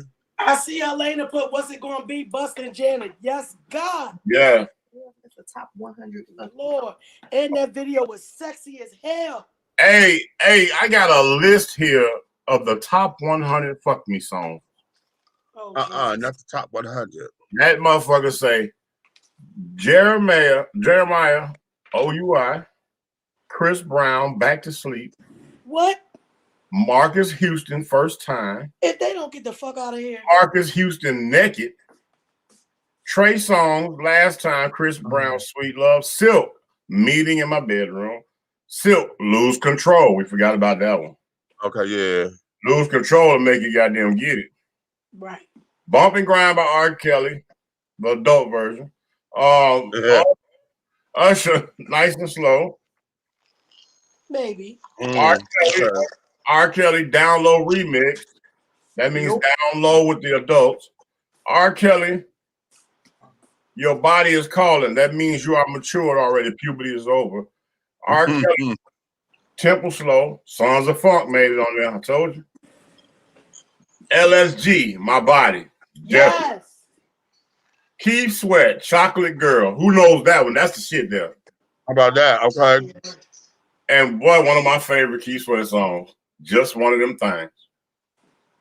Y'all ain't got no Jaheim on there? Yeah, man, he probably coming, baby. Hold on. Oh, you did say 100. Yeah. I'm trying to figure out how them damn kids get up there first, though. Yeah, because they nasty. Look, it said the clip. They must have made this motherfucking list. Look, Gerald Levert, Baby, I'm Ready. Keith Sweat, Nobody. Keith Sweat. Nobody. Yeah, Keith Sweat featuring Ron R. Isley. What is that? It don't stop early. Oh, yeah. Then it has Who else? Keith Sweat featuring Ron Isaac. Keith Sweat merry-go-round. Can we make love? I'm going for mine. That's my shit right there. I'm going for mine. In the rain. That nigga want to go outside in the rain. I don't know what he. I want to go outside. And they got a song called Yummy. I heard that before. Pretty good. Pretty good. Oh, Keith Sweat, give me what I want. Boy, that'll make you get some. Look, Keith Sweat, get up on it. That'll make you get some. If you really love, it'll carry through the next song. Show Me the Way. Butterscotch. That's the one he did with Athena Cage. But wait, ain't Get Up On It with Cut Close to? Yeah. They need to stop not mentioning them. Them girls been on some. And the song that put his ass on, as far as I'm concerned, was the first one with them. Right in the Wrong Way. Because they've been doing little tours and stuff. They've been doing little tours and they've been talking. Well, not bad about Keith though. Yeah. About how the label was doing them and everything. I knew that you was cheating. That's one of my #1 goddamn bitch. I see you. That's one of my songs. That's not a fuck me song. That's a kill you song. That's a bitch. I see you. I'm just, that's your warning. I'll just put one in the chamber. Yeah. It's a Keith Sweat, Right in the Wrong Way. That's him back up. Okay. Aaron Hall, When You Need Me. That's a singing ass nigga there. Huh? Aaron Hall, When You Need Me. Huh? What about him? No, I said that's a singing ass nigga there. Oh, he is. I hate when like somebody crush your views of what you want your people to be. And somebody said Aaron Hall was so rude to them. Like he was coming to be on a label or whatever. And he was like really young. And he said, I just told him how much I appreciate his music and how much he inspired me and stuff. He said that motherfucker told me, get the fuck out of here. I was a little upset because I was one of them people like, hey, y'all know goddamn well R. Kelly stole Aaron Hall whole little thing. Then I was like, you ignorant motherfucker. Got August Alsina sick ass on here. What? No Love with Nicki Minaj. Well, that's a good one, but I don't know about Fuck You song. Right. He had a song called Kissing on My Tattoos. You don't know that song? You know that song? I don't want nobody but you. Kissing on my tattoo. Yeah. Oh my God. You don't know that one? Nah. I do know that. Ain't no wrong with kissing tattoos. Shit. All right, I'm glad you said Well, that. shit, if you got a whole goddamn bunch of them, then hey. Run out and get some It indie. might not be Right here. Don't play with me, sir. He got like August got like 5,000 of them motherfuckers. You can't help but kiss it. Anywhere you kiss them, you gonna kiss them. This Naomi song here, Dennis Edwards and Cy Garrett. What song is it? Oh! Wow. Ain't that his thing, Red? Yep. Wow. That nigga like somebody punched him in the jaw. He said, oh! That long ass job. Hey, now this right here is where I used to get on people's nerve. And this is the original maker, and this is a fuck song. Michael Sterling, Lovers and Friends. He is the original producer and writer of that song. Which one? Lovers and Friends. No, which one? The original. It came. Everything they did with Lovers and Friends came from him. Doom, doom, doom, doom. What said Lovers and Friends? I keep on forgetting that my avatar up, and I'm like bumping my head with you, but with the horns. Because I was in here moving shit around. Look, y'all see, only I put my hair on because we had company. I had this one when we first came on air. Right. See, Nikki wasn't got comfortable. Lovers and Friends, Michael Sterling. I said, I feel you on the comfortableness. Girl, listen, I had this one when we first came on. I know original. Baby, I spent a lot of time running away from love. And see, that was the problem. I couldn't get Lil John to Free, I might be something. I couldn't get Lil John out of my head. That's why I'm like, hey, for him to wrote that song and sung it and produced it, arranged everything himself. He didn't get, what I'm saying? The only time that song got the big credit is when jackass with the crumb juice got a hold of it with Usher. That's I'm why I like, said hold on. I couldn't get his goddamn his voice out my head. Hold on. We done ran into a goddamn problem. What? They kicked us Facebook off. done knocked us out. Yeah. always Let me check YouTube because y'all played the music. Y'all know why. Yeah, we got a minute and 17 seconds, and it's from Warner Brothers. They done clocked something, honey. That was Prince. Oh. Well, we good on YouTube. That was Prince. Yeah. Yeah, I'm looking at us on YouTube, so we good on YouTube. That song Head is Warner Brothers. They own it. Oh. Okay.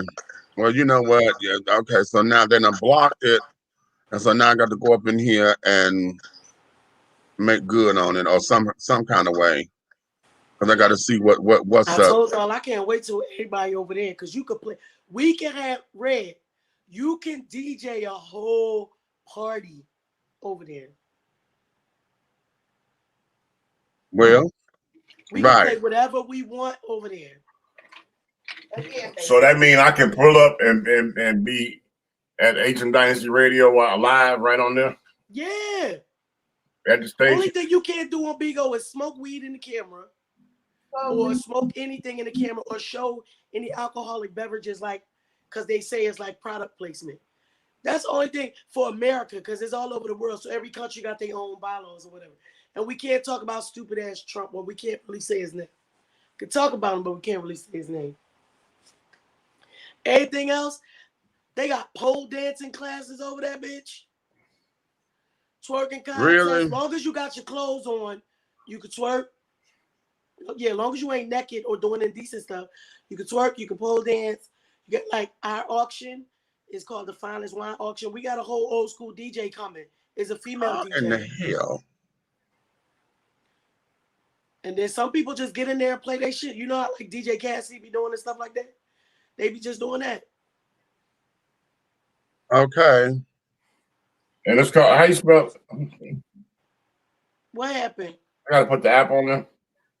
Oh, B-I-G-O. Yeah, it's an app on the phone. Then tell us when you get it, because then we'll tell us, all of us that are already there, then we'll follow you so you can follow us there. Did y'all see somebody try? These niggas be hating. Somehow I rolled on Daniva thing.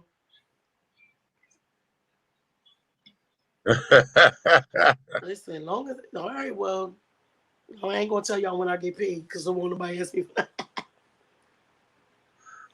I know. We just found out, child. It must only been for a couple minutes because we playing fine right now. But what we're gonna do here is this, because hell. Yeah, because I just seen you read that on the screen. Uh-huh. So we fine on YouTube. Yeah, we good, but at the same time, what I'm gonna do, let me just go ahead and just end this on out because I done got frustrated. Okay, good, because I'm sleepy as hell and I was trying. Yeah, I heard you when you said that, but everything started coming in.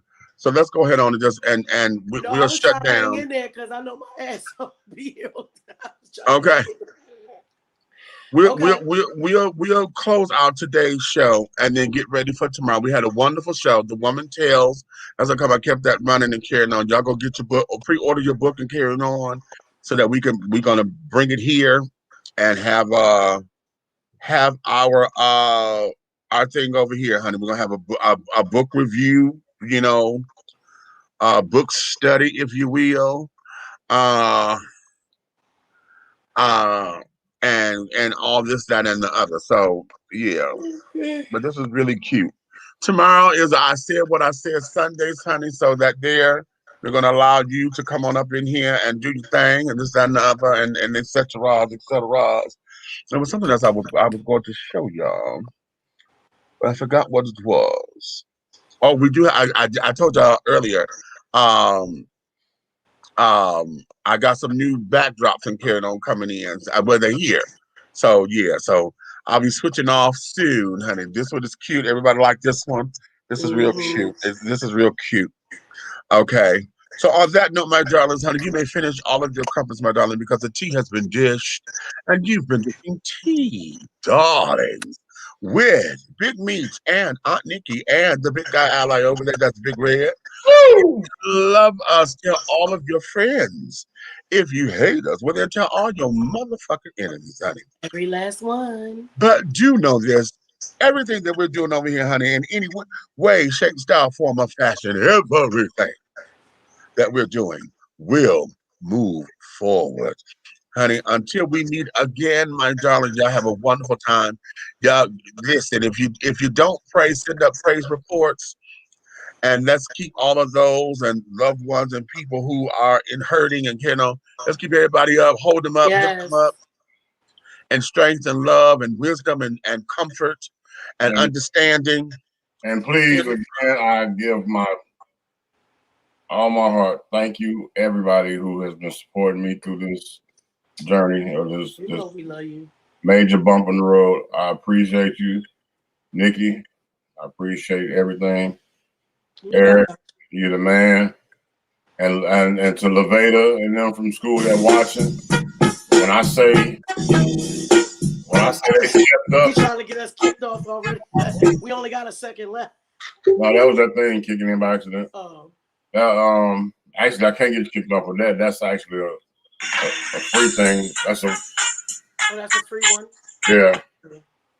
But all of them that had, when I was guest on these shows with Levada and them before, everybody stepped up. You know what I'm saying? Aww.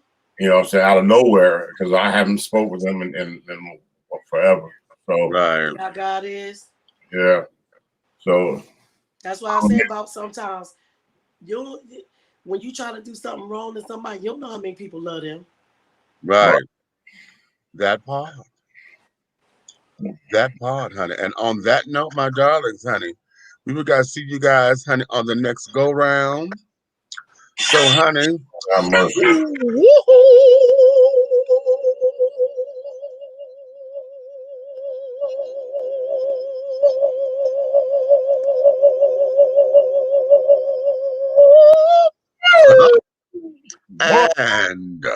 take a breath.